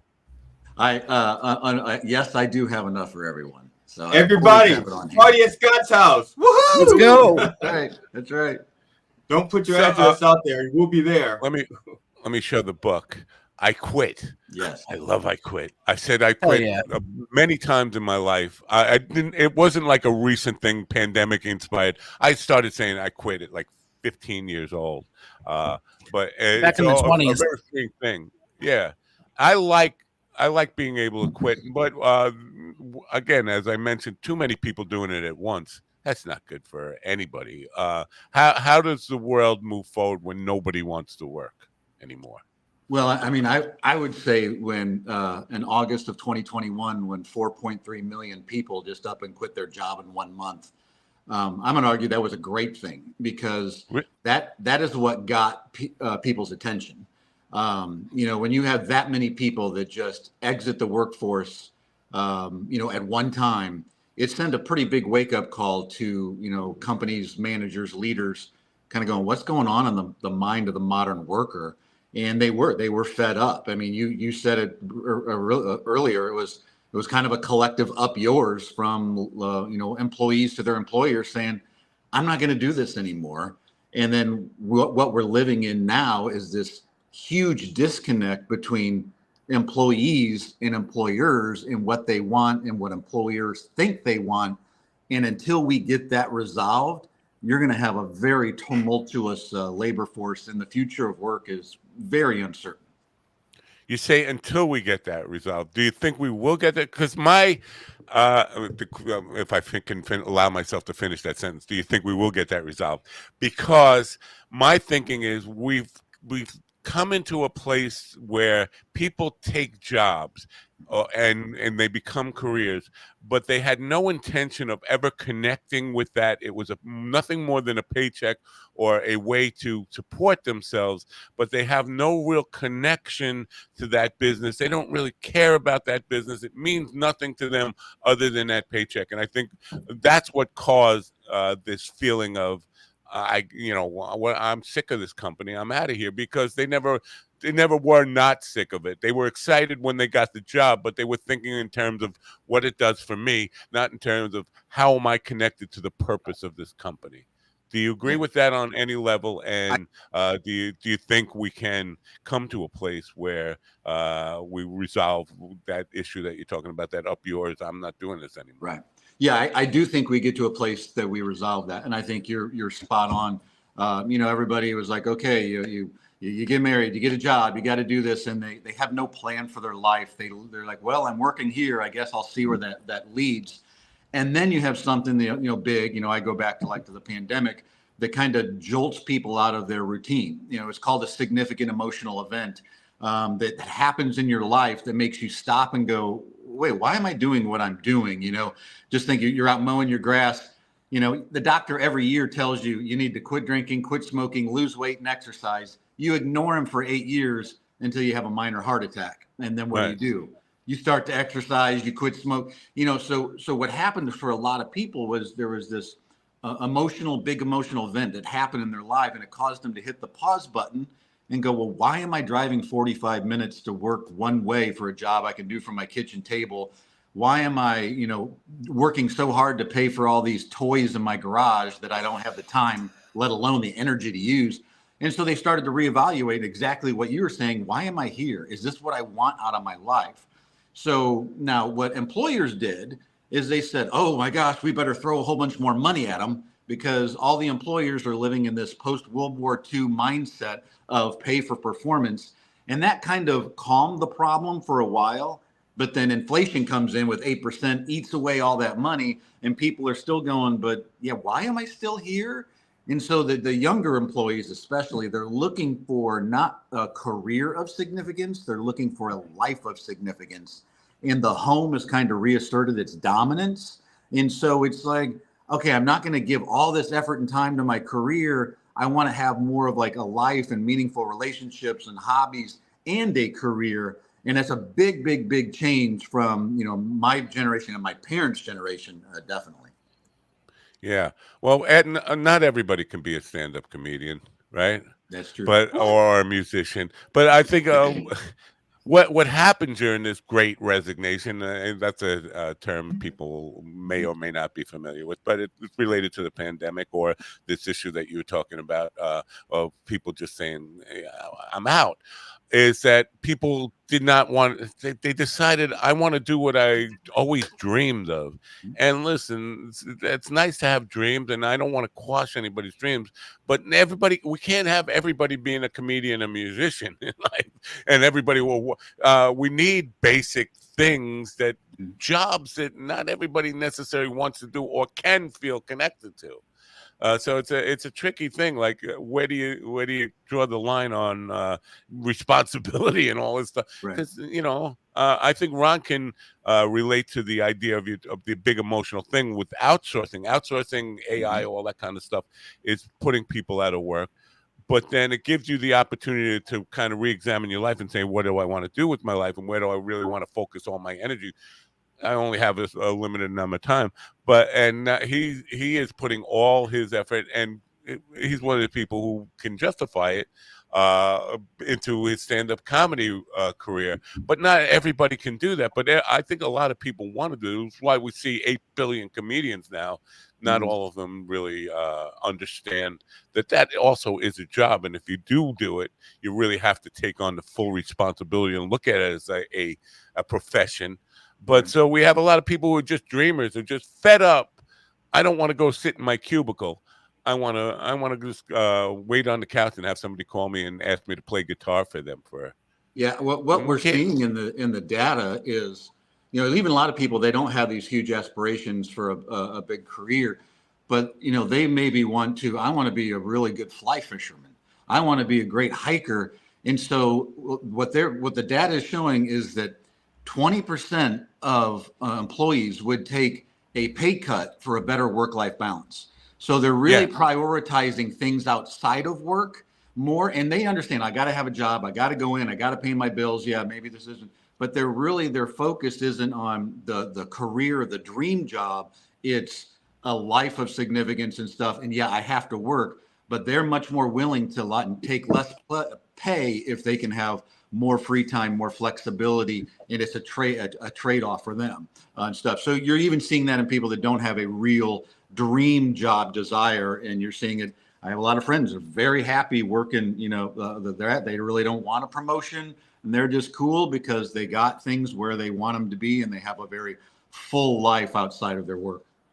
Yeah, you mentioned one in there, and I know I can't like hold you to every word you say, but the real estate agent thing, there are still people jumping into real estate, but I think that is strictly a monetary, I shouldn't say, more in 90% of the cases, monetary incentive, rather than that's the job I would be happy in, right? I think it's a combination with that. With real estate, I think it's a combination of they think they can make the money they want to make, but also have the flexibility to live the life they want to live. Yeah, that's what I think the appeal of real estate is. Oh, look, we got fireworks. Yeah. He must have done something. Look at the number of women, moms, divorced moms that are going into real estate because it offers that flexibility of, I can still do this, I can still do that, or I'm doing it on the side for extra money. So I think you're spot on. It does have the ability for the high income, but it's that flexibility of, I don't have to go sit in an office. I can be there. I can, schedule and have more control over my time. I think that's really the driving factor. But I think you're right on the AI piece. I mean, once you start getting tokenization of real estate and NFTs and putting it on the blockchain, I mean, it's going to be really, really uprooting. It's going to be huge creative destruction for real estate. You already saw the changes coming on the commission. So yeah, that's an industry I don't think I would tell my kids to be going into right now. Prostitution would be the same kind of flexibility and money. I was going to escort say, services. but yeah, in line with what he just said there. We lost Scott for a second. Oh yeah, back in. A lot of, because you mentioned moms and housewives and all this kind of stuff getting into the real estate game. They're also getting into OnlyFans, which is part of. I guess it's a goods and services. It belongs in the GDP somehow, but it. Hey, everybody! We're all gonna get laid. That's true, but so goods and services GDP it counts for something, but does it really? Can the society continue to prosper and move forward when everybody is or too many people are doing things that are really they're not really necessary goods and services? Like I guess maybe somebody will tell me I'm wrong about this, like the OnlyFans pay. A lot of people, gig economy. The people who and content creators and influencers.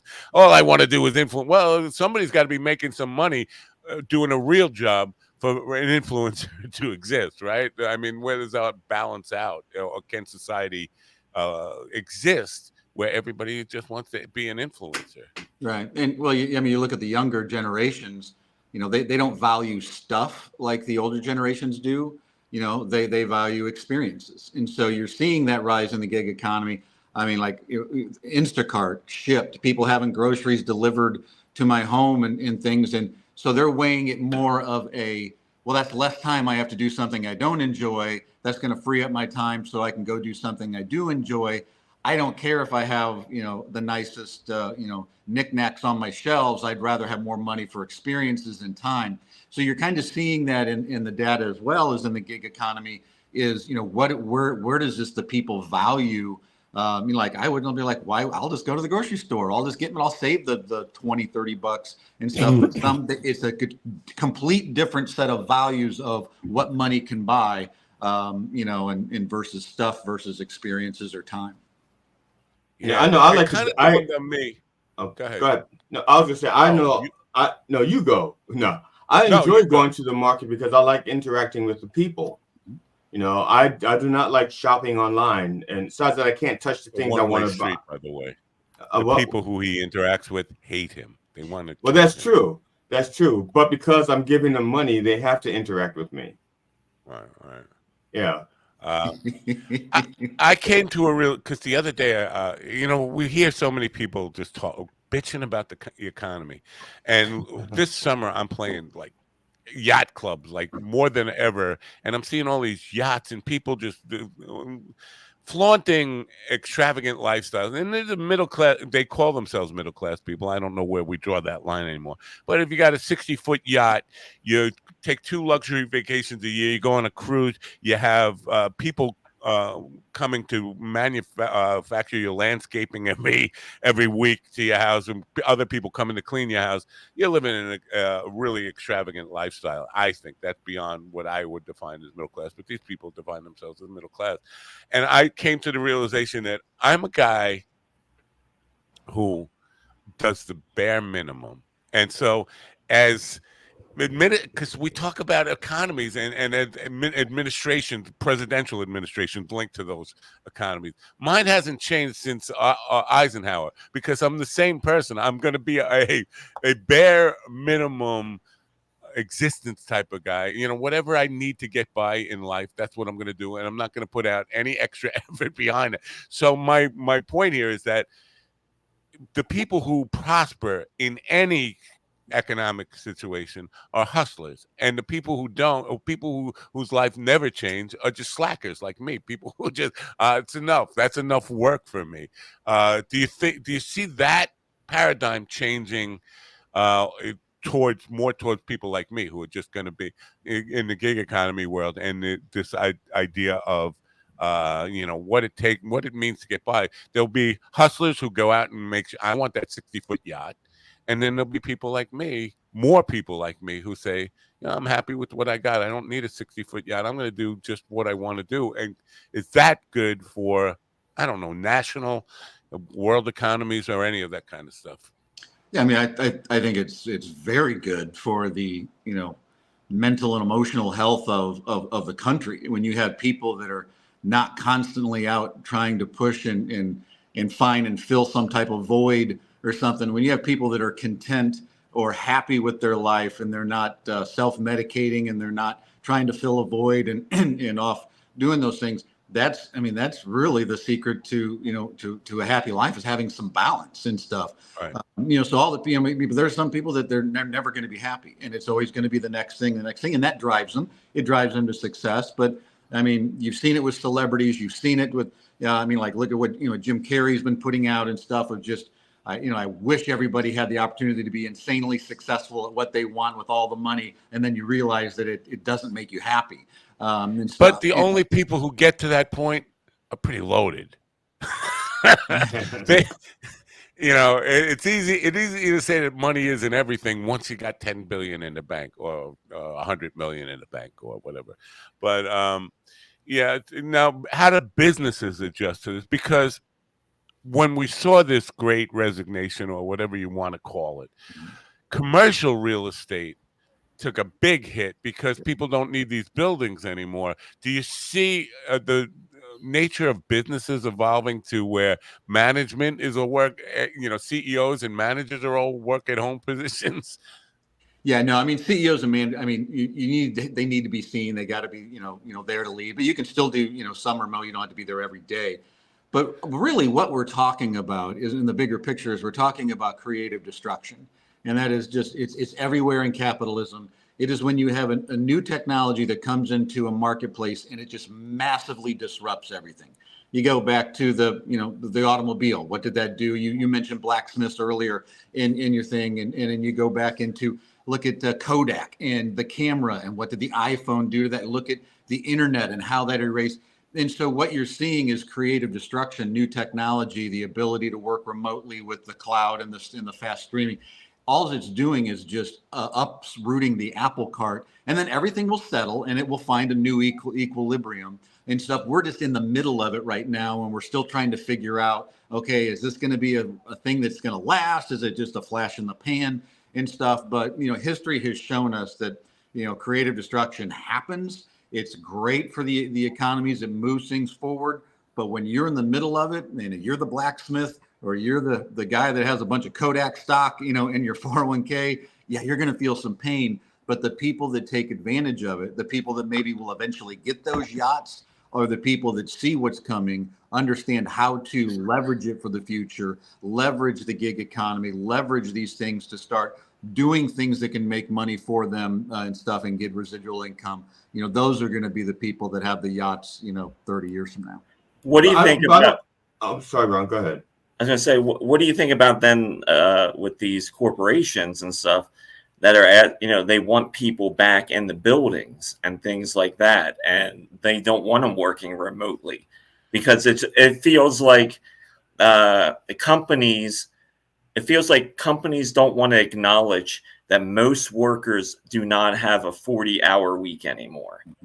Because of technology, like what you're talking about. Most people don't have 40 hours worth of work, and they can be flexible. And to have these companies demand that workers come back to say, because they've rented this office space or for whatever reason they're doing. I mean, what do you think about something like that? Yeah, I mean, I think you're hitting the nail on the head on the great disconnect. Because the people that are typically leading the organizations, they grew up in that organization by the butt in the seat mentality. You better be there, and stuff. And that's how they were led. That's what they know. That's how they grew up in the organization. And so that's how people will lead the way they were led. All the data is showing that employees want flexibility. They want that. They don't want to come back. They don't mind coming into the office a little bit, but they want to have that flexibility. And I know I can give you story after story after story of, people that were called all back into work, and then people just started quitting in 2 weeks, 2 week notices. And then they had to dial it back to, okay, maybe we'll do 3 days. and so the market is telling them, no, we're not going to do this. Now, they try to throw some money at it, get people in there and do that. But long term, what you're going to see is a much more flexible. I personally believe, this is my personal statement, is that I think that, the 5-day work week, 20 years from now might, not be there. I mean, you go back to the 40-hour work week, that came out of the New Deal in Roosevelt. Right. I mean, that's how old our system is. And, I think you're going to be seeing a lot more of that. And all the companies that are recruiting and stuff, that's the first thing is like, yeah, what's your flexibility? What's your, that's what especially the younger generations want. And they will just take a hard pass on if I have to go into the office. The data showed that millennials would take a 20% pay cut, 20% pay cut to have better work-life balance. So, and that includes flexibility. So that means I don't have to come into the office every day. I can do more stuff. 20% is a huge amount. So if I'm a CEO, I'm going, man, I can lower my payroll and still have happy employees. Yeah, why am I sticking to this rigid 5-day, 40-hour work week? I'm kind of transported back to when there was I think it was like in the 80s, before when companies would either offer more money or healthcare. One of the it's like we can pay you this much money without healthcare, or we can give you this much money with healthcare. Before and now the people began like, well, everybody wanted healthcare and the money. It's and the money. Right. Yeah. I guess my point is I'll that offer you A or B, and you say I'll take A and B. Yes. Now I think that basically corporations run on one model, more for less. Mm-hmm. And so it's a matter of them trying to figure out how they're going to get more for less now, because it's not what they want. What they want has not changed at all. It's just what they have to do to achieve it. So, and you're talking about the disruption, like AI comes along and it disrupts everything. It's just like the automobile, just like computers, everything. So they still have to figure out how they're going to get more for less. And I forgot where I was going with that. Never mind. Yeah, everybody forgot where you were going with that. My job was outsourced, and I worked for a manufacturing company. Well, I can just say I worked for Frito-Lay, and so I worked for them, and they kept giving me this bullshit like you can't work at home. We need you here. Then they outsourced my job to Mexico. Right. Where they're completely doing it remote. Then I had to train. I had to get my severance. I had to train the people to do my job, and that's when that's like all the years I worked for them, and like the pandemic actually really brought out their true colors, because when we were really in the pandemic, you could see from a business perspective, like the stuff they were telling us. It's like, oh, yeah, you're just trying to eliminate more and more people because you want to be able to run every single plant with a skeleton crew or a complete automation. And so probably 5 to 10 years from now, there's going to be even less jobs at that company because they'll be outsourced, or the technology will make that or render that job obsolete. I just want to say the Frito Bandito was always Mexican, so it's only right. Trump predicted it. They're taking our gerbs. Aye. See, Ron, you work for Frito-Lay. Now that you're gone, you're free to lay around the house. Got the book. I quit. By the way, you can go to scottrupp.com/book, or you just go to scottrupp.com and click on the button that says book on the navigation. But I quit. Was it written for the workers to encourage people to quit, or was it written for business people who want to understand how their employees and how to manage that? Who was it written for? Right. I guess is a simpler way to say that question. Thanks for putting out the web address. Appreciate it. They can also go to Amazon and the audiobooks on Audible and iTunes as well. But yeah, the book was written as a wake-up call for managers and leaders on if they don't learn how to lead people in this new dynamic of work, if they don't recognize what their employees truly value, then all their people are going to just start up and quit. And that's why the subtitle is "The War for Top Talent," winning the war for top talent, is they will continually being poached by other organizations for the people that there are some of their best people because they're not meeting their needs. But it also kind of gives a lot of, I do a deep dive into the mind, into the brain, how the brain works, how the brain responds to trauma and makes decisions and things of that nature. So it also gives a lot of like clarity to people that are maybe going through, and maybe some employees are going through, why do I not like it here? And it kind of, it validates some of their feelings and gives them some psychological and scientific reasons on, hey, if you're feeling this is maybe why. If you're experiencing FOMO, the fear of missing out at work, this is maybe why. If you have imposter syndrome, this is maybe why. These are some of the causes. And then there's some steps on things on how to improve for that. So it kind of speaks to both. But my goal is that for managers and leaders and company owners to read this and understand, wow. Well, I'm really curious about this imposter syndrome you just mentioned, because I have it, but I'll come back to that, because but I think within the business world, within like corporate business, which is what I understand best. I've worked in some small businesses, but mainly as a leader within corporations. And I always blame the problem, and we have a former HR guy here, and the HR guy for this show is over there, but I always blame it squarely on HR. Listen, and what I mean by that is HR is charged with a task: fill a seat. Fill the seat. We're just going to hire somebody who has the best qualifications. Their resume looks good. Their experience looks good. But they don't ever get into the psychology of the person and understand that that person's values and principles match up with what we're doing here, and understanding that you are the perfect person for this opportunity here, rather than you are the most qualified person for this opportunity here. And there is a difference. I think you hopefully you agree with that. But I think HR is the biggest problem in that they were never told, make sure you get the right person. They said, fill that seat with the most qualified person, or the person with the most experience and education for this particular position. Do you agree with that on any level? I agree with that on many levels. So, sometimes I found that HR is hamstrung by legal and finance. Right. It's like, oh, well, you got to do this and you got to do it and stuff. And so maybe they want to do that, or they're like, well, you can't offer it to this. But the other thing too is, sometimes you just have people are really good. I mean, people can fake it. You can fake anything for a 60-minute interview and stuff like that. And if they're not trained to get past that my best presentation and actually start diving in, there's ways there's certain questions and things you can do that. I mean, that's number one. And then two is, I am a strong believer in behavioral analytics. I mean, if you can understand what somebody's personality, you can understand why do they do the things they do. You can kind of predict performance in a little bit into the future.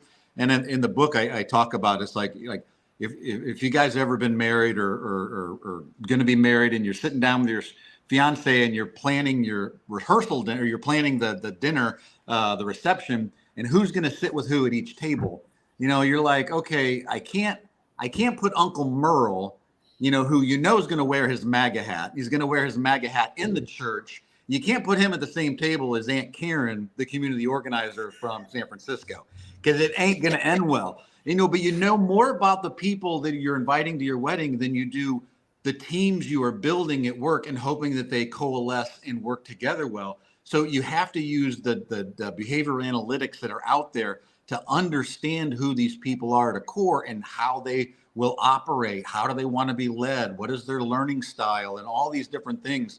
But it does cost a little bit of money up front. And some companies are like, nope, just burn and churn, fill it, boom. If not good in 6 months, move to the next.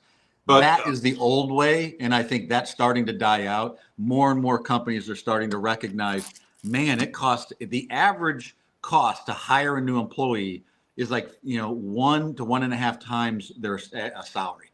So if you're making $50,000 a year and you quit, it's going to cost that company about $50,000 to find somebody, hire you, or when you put it all in together. And the companies are starting to realize, man, it's a lot cheaper to hire the right people and keep them than to constantly burn and churn like we've been doing the last 20 years. Yeah, I would definitely agree with that, because like I've worked in maintenance and things like that, and there are some like they're all very skilled labor, but there are just some guys that just work better where you just set them at a machine and they can just, they're honing or they're making something that's like their thing. But then if you send them out and do something else, it's, everything goes to hell. So yeah, I mean, what you're saying, it'd be nice if maintenance departments would do that, because yeah, it's one thing to be skilled and be able to fix different things, but within your own departments, yeah, if you can find like this person is a little more creative, maybe they should be doing this instead of trying to set them behind a machine for hours and upon hours. Yeah, I mean, some people want to be the lone wolf. They want to run, and some have to have that safety of the pack in order to to be at their highest level.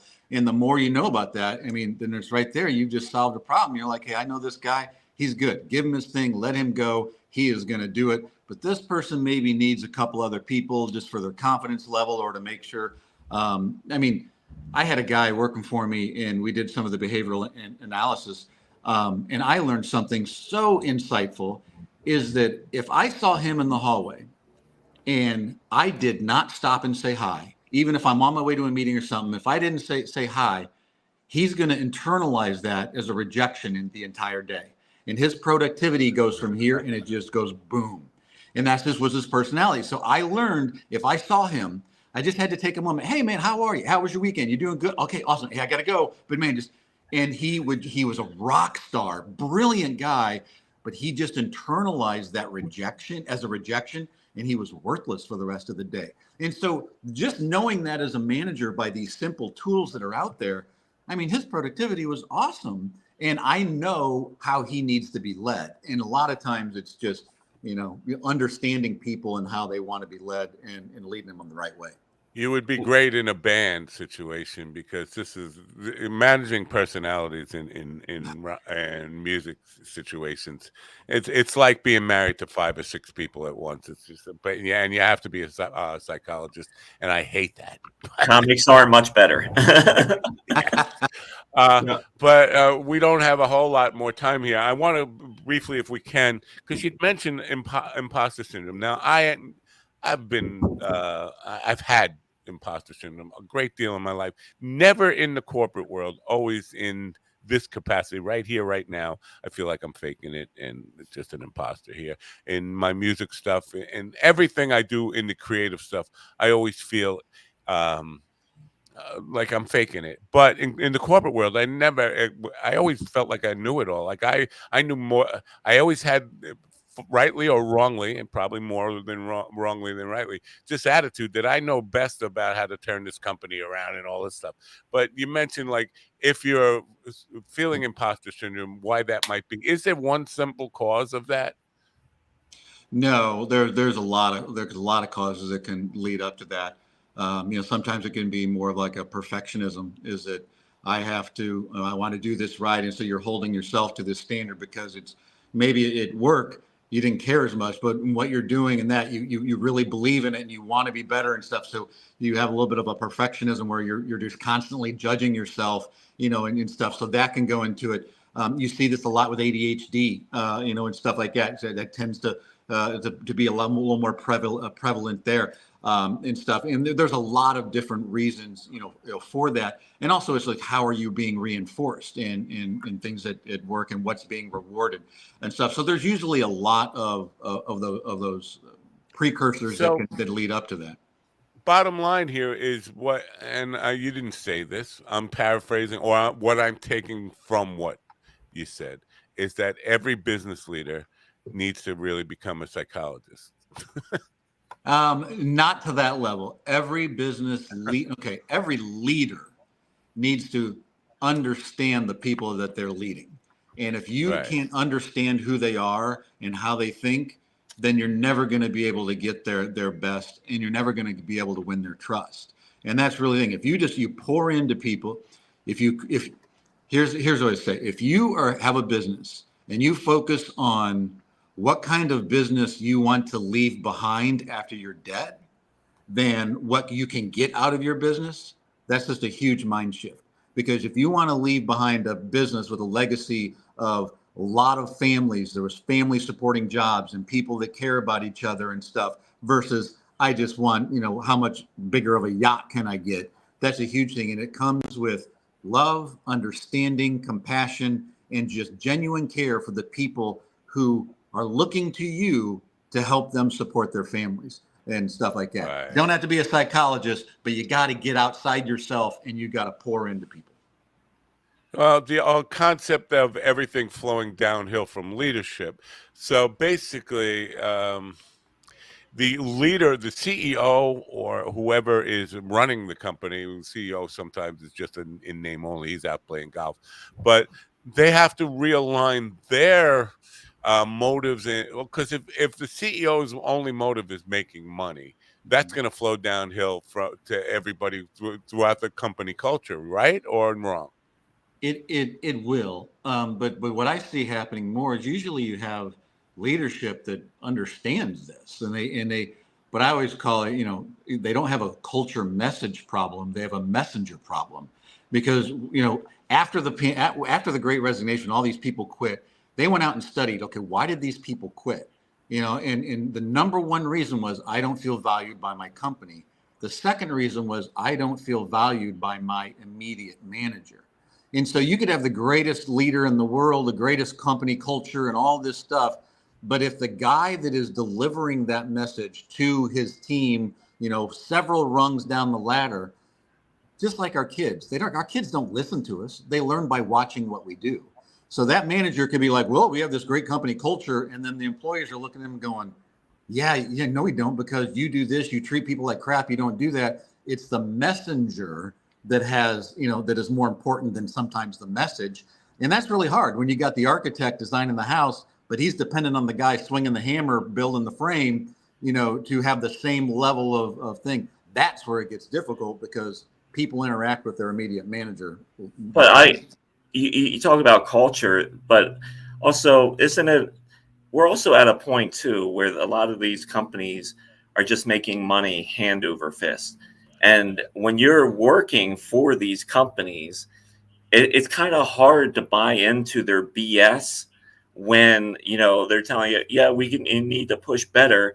Then you see at the quarterly meeting, the CEO gets out there. It's like, we're beating profits by, 10%. And it's like billions and billions and billions of dollars.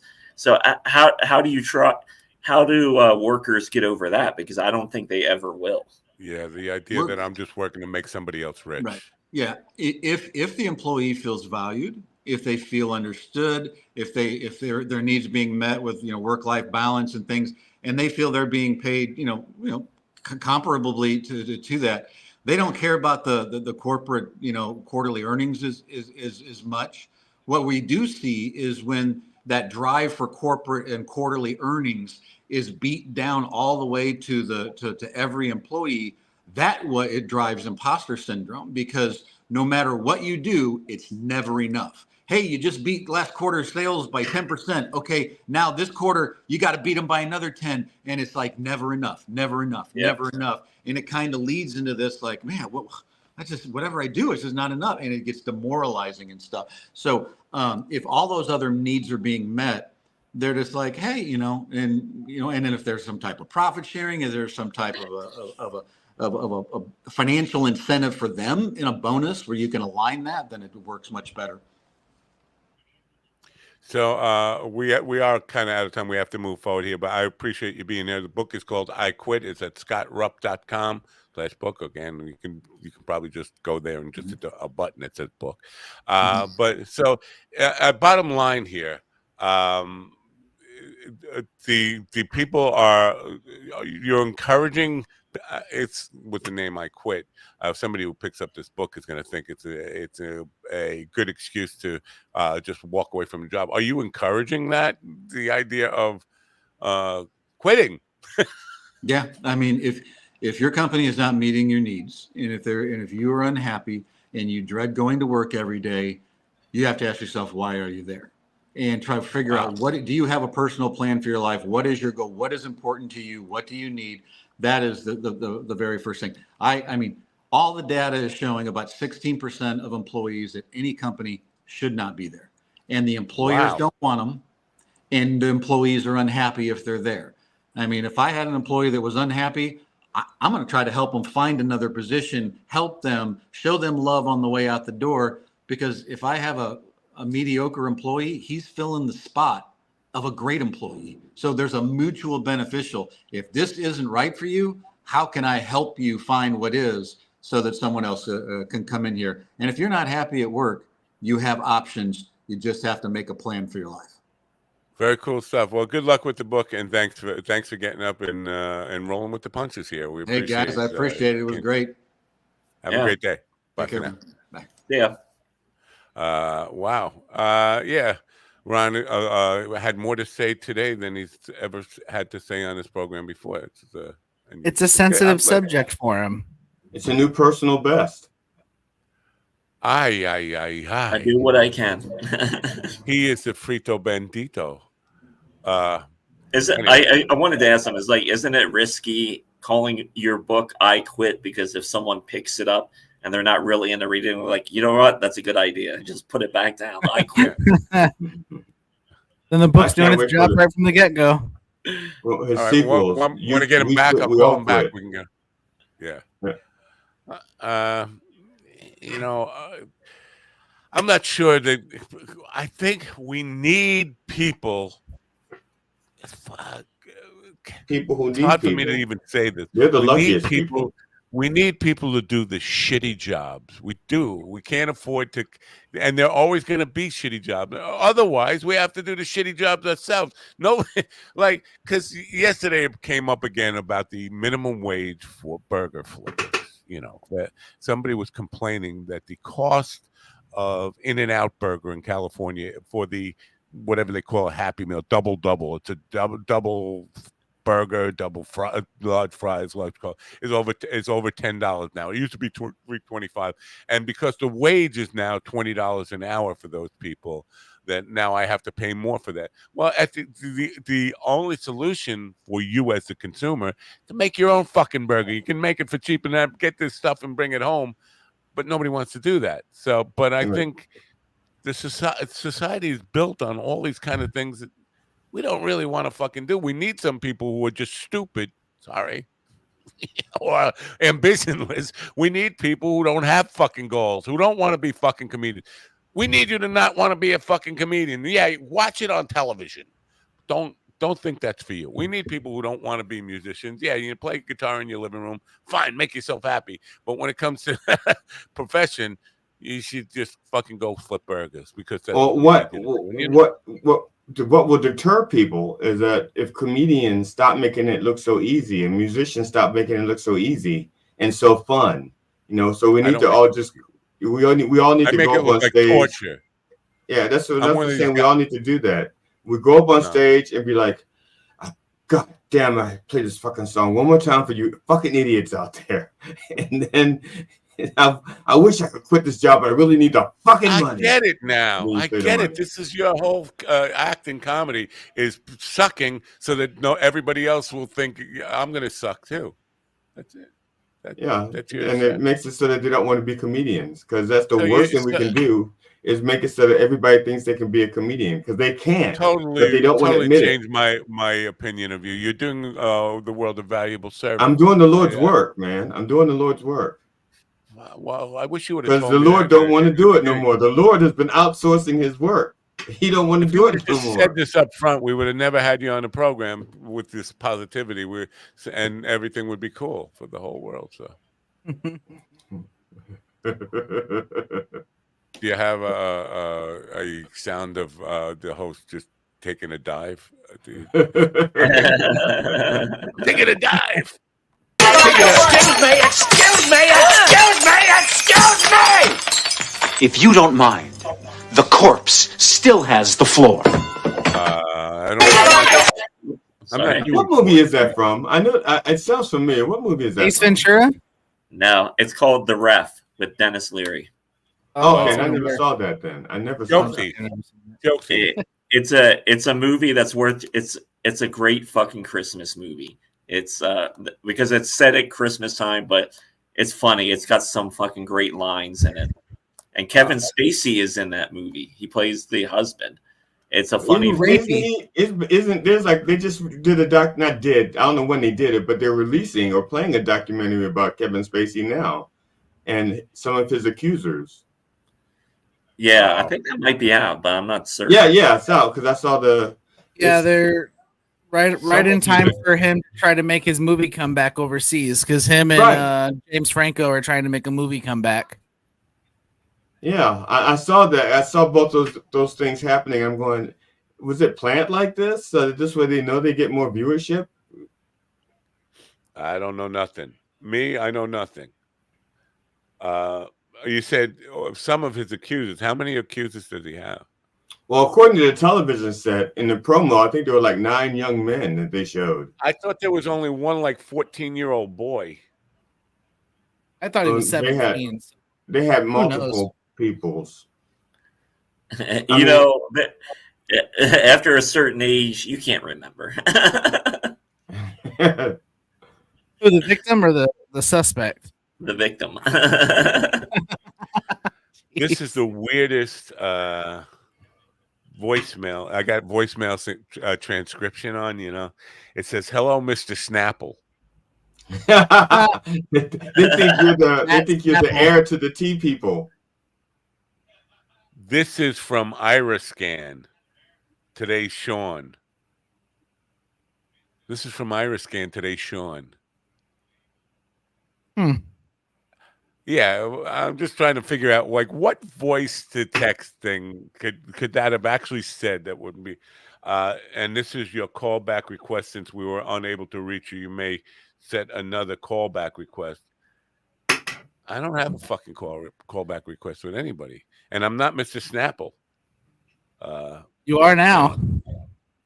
I start collecting those residue checks, right? Isn't that what that's called? Residue. Residual. Oh. There you go. Residue checks. Residue. Yeah. My ex-wife used to do when I'd come home from a business trip. So no pressure here, but do we have any observances or what we call show business today? Or I do have some showbiz stuff if you want to do it.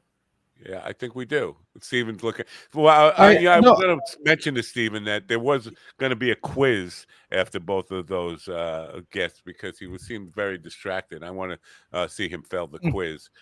He's doing his homework What were the in class. guests' names today, Steven? Yeah, top quiz question. What were the guests' names today? Scott Rupp and other white guy. His brother Interrupt. Such an easy name to remember, to Bob Martin. Bob Martin, yeah, that's right. There you got a 50 on the exam. Yeah, because his website was I Am Bob Martin. How could you forget that?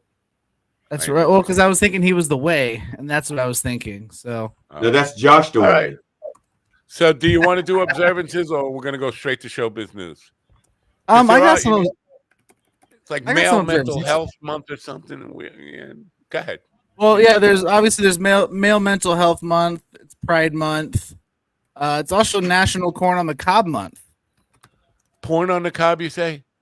Corn. Oh, corn on the cob. Yes. I like my porn on the cob. Yeah, who doesn't like their porn on the cob? King Kamehameha Day. Now that should not be now. It should be August 30th, my birthday. Oh. No, because that's the day Hawaii became a state. The day I was born, the actual day I was born, they put a new star on the American flag. Hey. Not a coincidence, huh? So that star's for you. It's also National Call Your Doctor Day. Call him what? Call him what? Yeah, call him what? Call your doctor. Well, GD needs to stop calling his doctor. He's really tired of being in his ass.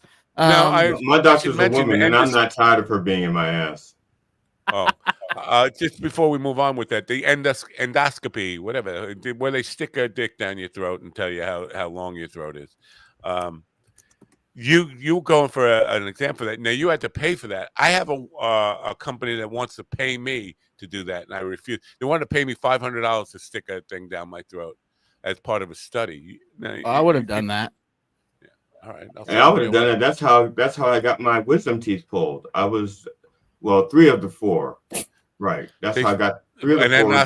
Endoscopy study, and they pulled your wisdom teeth by accident, pulling the thing out.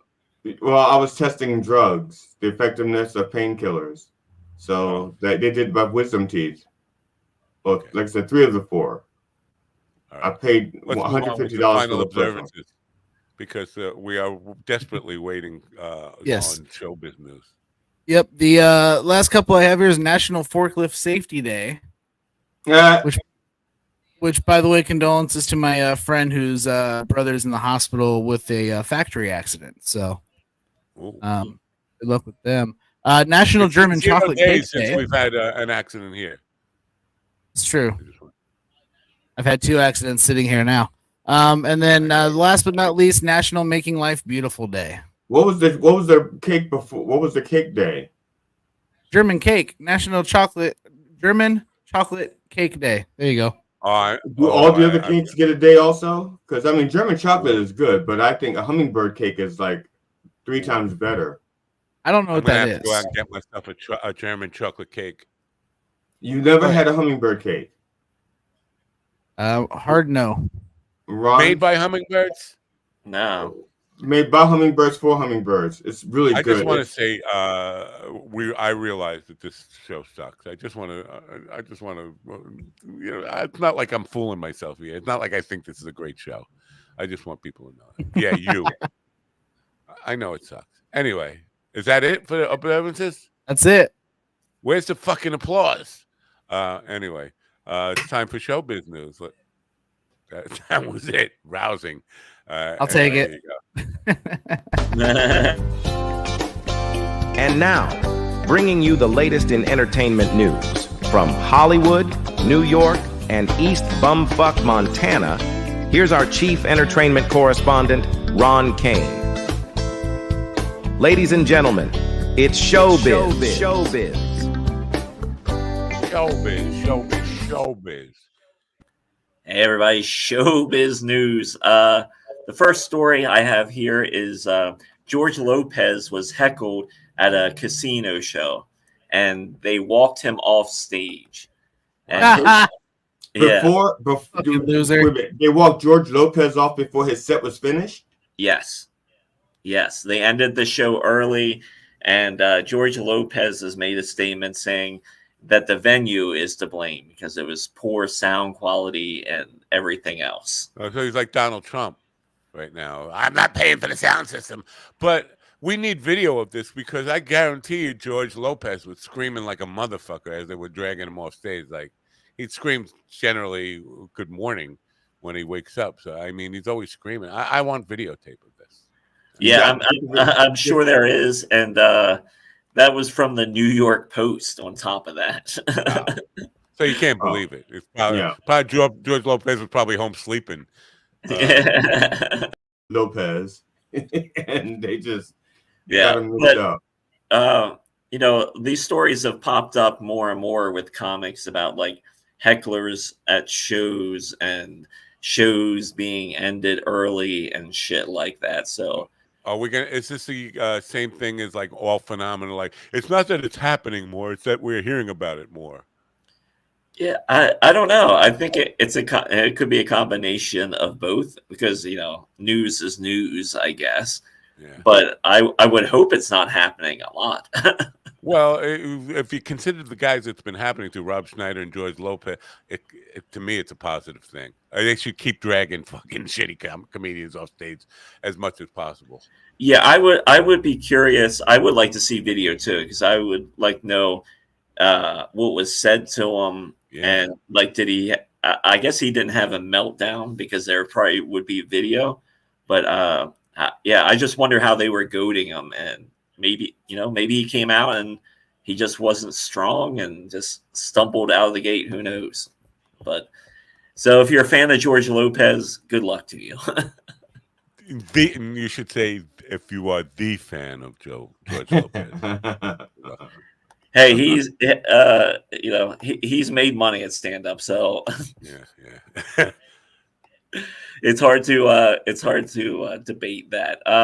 I watched that movie this weekend, Hitman on Netflix, and my wife wanted to see it, and it was not good. I did not like it at all. My wife didn't even like it. It was slow. Not enough dicks in the movie.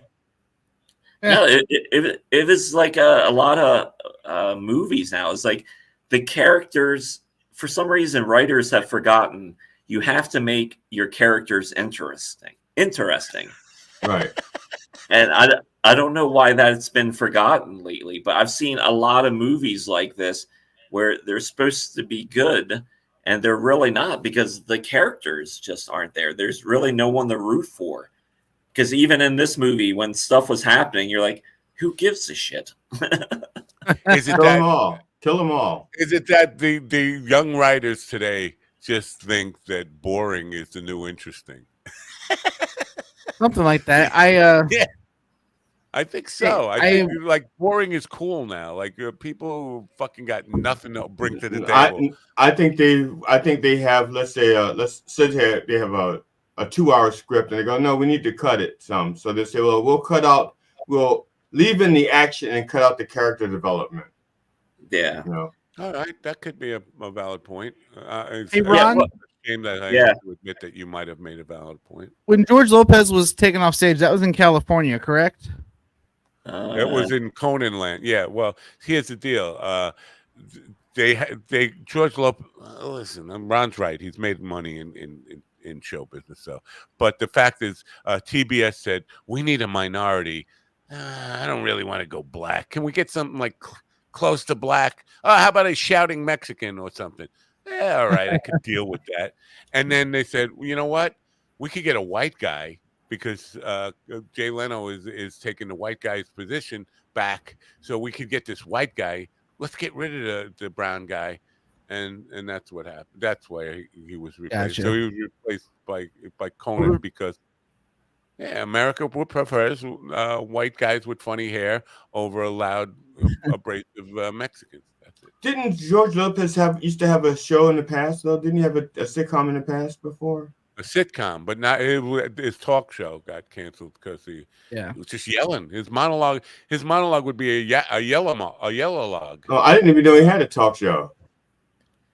Yeah, did he have a talk show? He did, yeah. He had a talk show for a little bit, yeah. Yeah, Conan took it back from him. He was the TBS guy against the Conan's Tonight Show, and then Jay Leno came back and took the Tonight Show back from Conan, and they said, well, let's get rid of this guy because it's not working out. All he's doing is yelling at people, and people are changing the channel. So yeah. Well, the reason I ask is I think I found the video of him getting like, heckled off stage. If that's not the video, then that means it's happened more than once.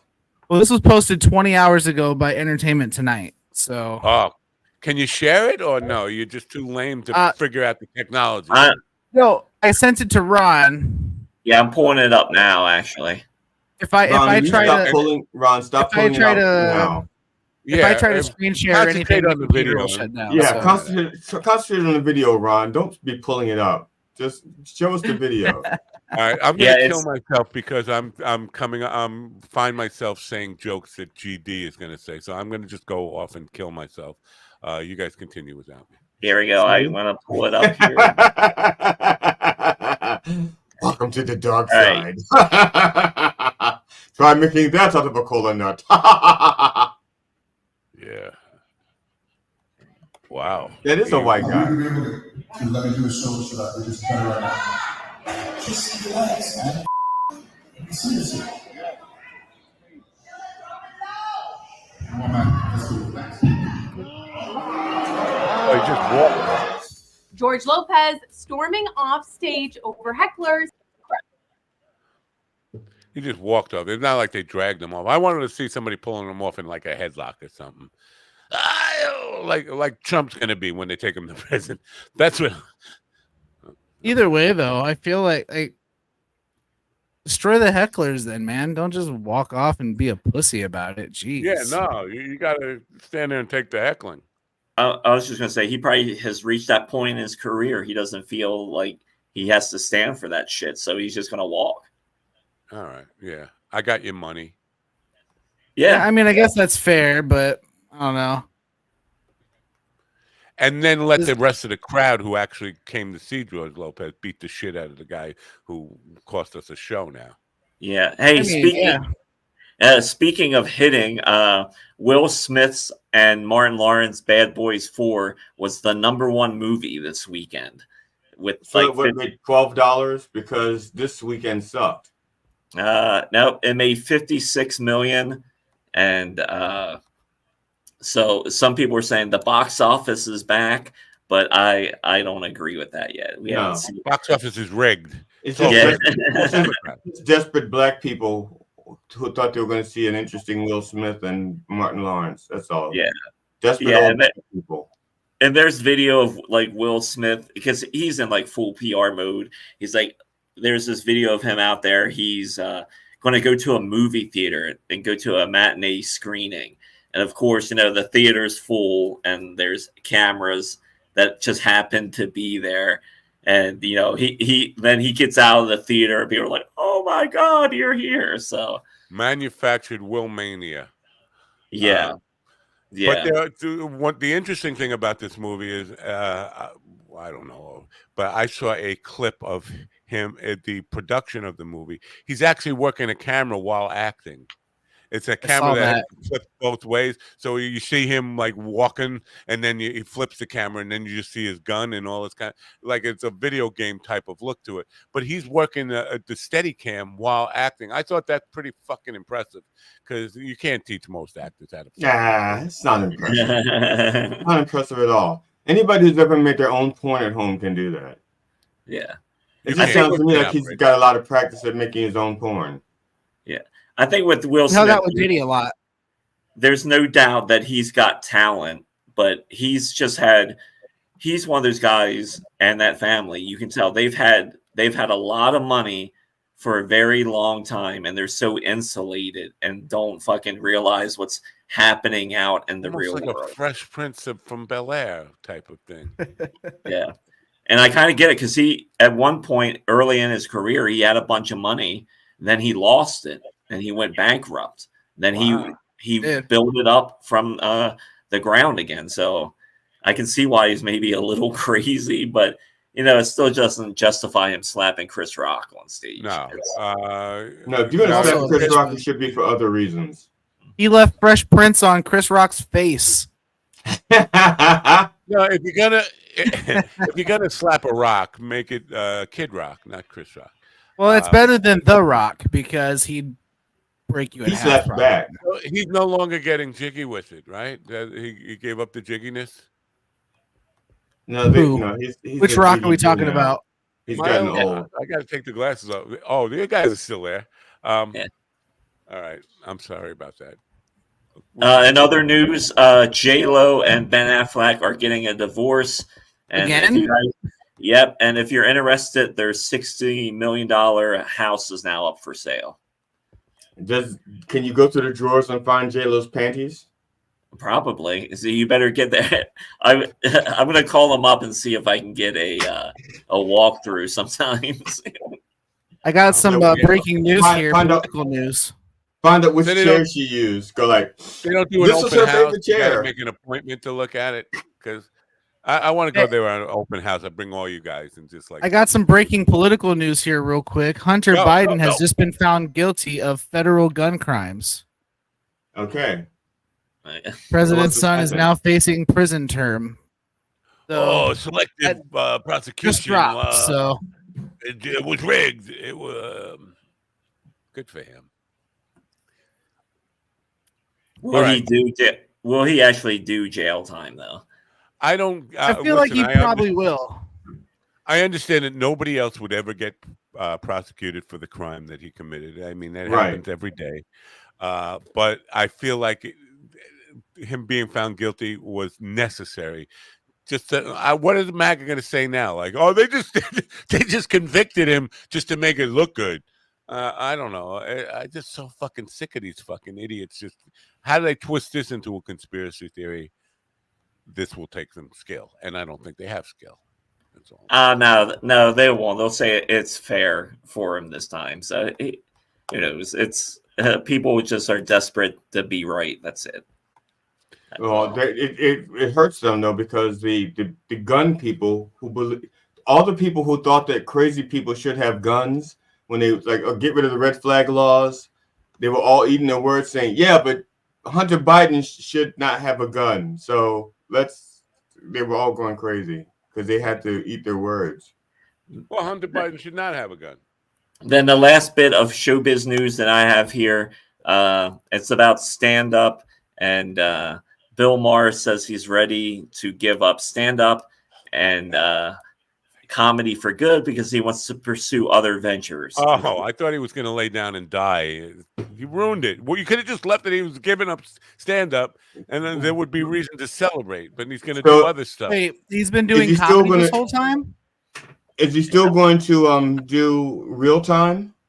Yeah, for the time being, I guess. He says he wants to focus more on his other ventures, or like podcasting and things like that. Oh man, podcasting.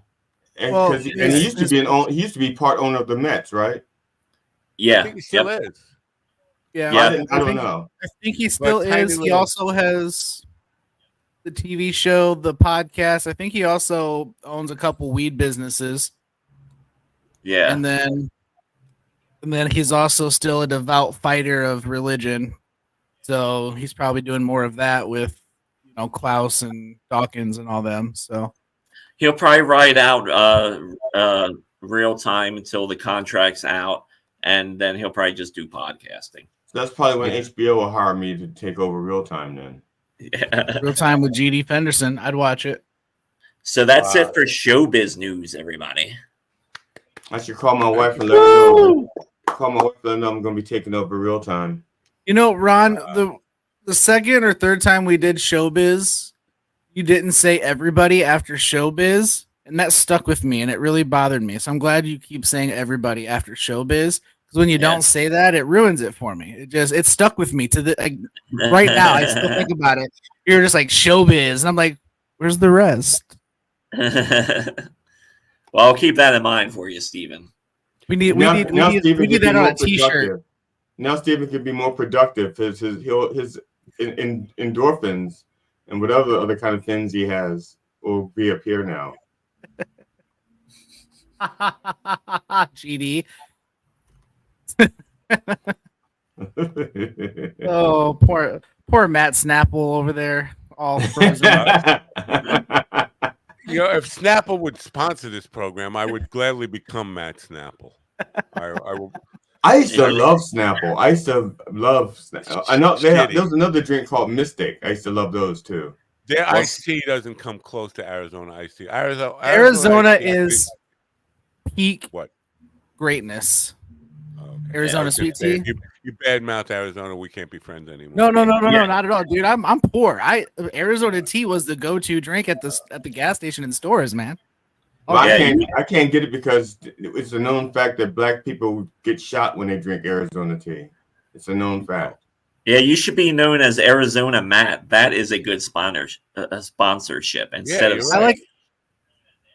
Snapple, because they're going into labor. The plastic, their tea has dropped. Agreed. Yeah, ever since they left the glass bottles, they've they shouldn't have left the glass. You're right. If we can, we just have a couple minutes here, really quick. Lauren Windsor, investigative reporter, did this thing on Alito yesterday, but she came out. She went undercover and got him to say that he's a Trump conservative. What did you do? Have to hit B. No, you need to hit B on that one, Matt. And just go back 30 seconds just so you can see Ron. Yeah, it won't be too long. I'll find it. Anyway. I hit B. We're good. But she went undercover to get Alito to confess to being a MAGA guy. Basically, that's the quick summation of it. But she had done an expose on Rudy, and she had teased this story that she was coming out yesterday, like it was big news. And I said, well, if you don't know about nobody wants to ask Rudy about Al Placa and his connection to the Long Island serial killing case. Now, it's going to be a tough thing for any real serious journalist to go down that road because it does reek of conspiratorial thinking. But just to ask him that question and be prepared with a diaper as he shits himself, because nobody has dared ask him that question. He thinks the world is forgotten about. I promise you, after Rudy's dead, this stuff will come out. It'd be the second line of his epitaph. One investigative reporter to say, what's your connection to the Long Island serial killer case? And just and Al Placa and all that stuff. Just watch him shit himself. That would be glory enough for me that I would kind of be ready to lay down and die. Well, once you get us press passes, we can all stand in line and ask him. Yeah, get a press pass. I'll ask him right to his face. Because you said it's $18. I'll give you the $18. Not $18, $18,000 for all of us. For all four of us. Yeah, for the company, $18,000 to be established as a media entity required. Now that only covers like 8 states, not all 50 states. I think the other, if I want to go for all 50 states, it's probably like $50,000. So, but it covers the important states: New York, California. How much for the free press? How much, Matt? How much can you get for that guitar right there? Can you get 50,000 for it? 50,000 pesos. Pesos. 50,000 yen. Because no, I will throw in my Pez dispenser if that helps. I have some handmade Puerto Rican whistles that we could sell. Okay, there you go. We got to be up. That's got to be up to 20,000 right there. What you got, Ron? Something weird just happened. Okay. He's got foot picks. He's got foot and mouth disease. You know what? Hey, if Ron starts an OnlyFans, we could have that 50 grand in probably 2 weeks. He's got the weirdest foot fetish. Again, I think he's just trying to make me jealous because I can't do that. So you can. You just need a lift. You need a pulley system. Well, I mean, right, I can I'll put the show out of its misery. Tomorrow we have a guy named Marcus Aurelius Higgs on, and Fletcher Ellingson. Fletcher Ellingson. They're both authors. But and then tomorrow night, I don't know if you're available, GD, but if you want, I will send you an invite if you want to, because I got Dick from Down Under, and I know how much you love Dick from Down Under. Does he have an Australian accent? No, no. Why would he have an Australian accent? He's not from Australia. You said that from Down Under. I figured that was Australia. New Zealand is also Down Under. You have more than one Down Unders. But there's still an accent. Check your under. Is Down Under. I think that's what you call when you blow yourself, a down under. Right. Yeah. I was gonna say so. I called it experimental when I was younger. I called it experimental. So Dick will be with. I'll have plenty of Dick tomorrow night. But what else does he do other than Dick? What do you mean? Why else is he on the show other than being Dick? What else? What else does he do? Is he an author or a radio personality? He's a professional skier. He's an author of kind of not werewolves. It's wolfware. It's the same guy then. That's the guy that we had before. Yeah, the Dick that you love. Yo, you love Dick. That's why. Yeah. Okay. That's why I'm inviting you. You asked if we could keep Dick and get rid of Willie, and we didn't do either. Yeah, huh? You got a Steve. No. Well, Dick is coming back just for you. Okay. Because he knows you like Dick. I feel bad that I didn't read his book now. Are you going to show him all your Dick-related props? Me or GD? Well, both, I guess. I guess both of you. I don't have any Dick-related props. You don't have you don't have a Dick bowl for your white weed? No. Okay.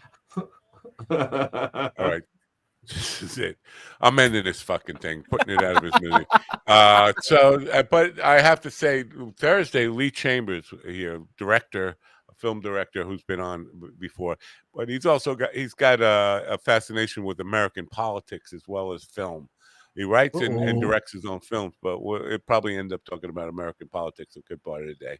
Bye-bye. I'll tell you what's happening Friday tomorrow.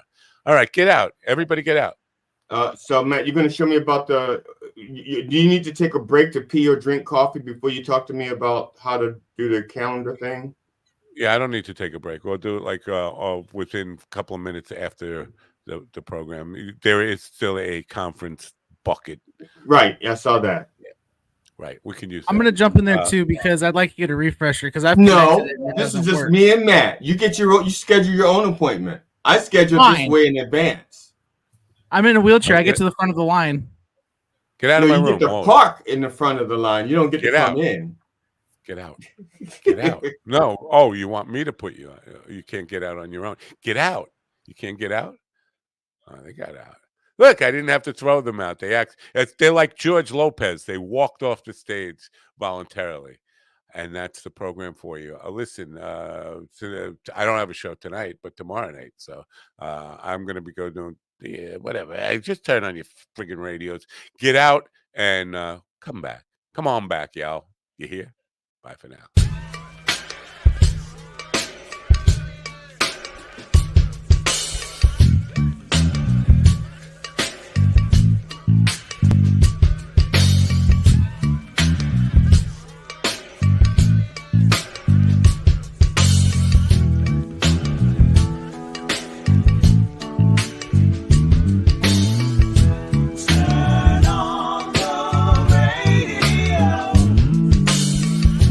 I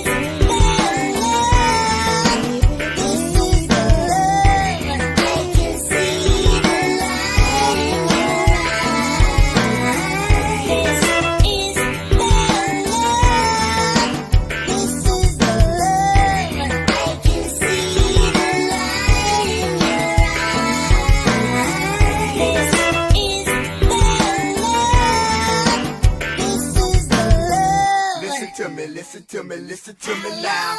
Listen to me, listen to me, listen to me now. Listen to me, listen to me, listen to me now. Listen to me, listen to me, listen to me now.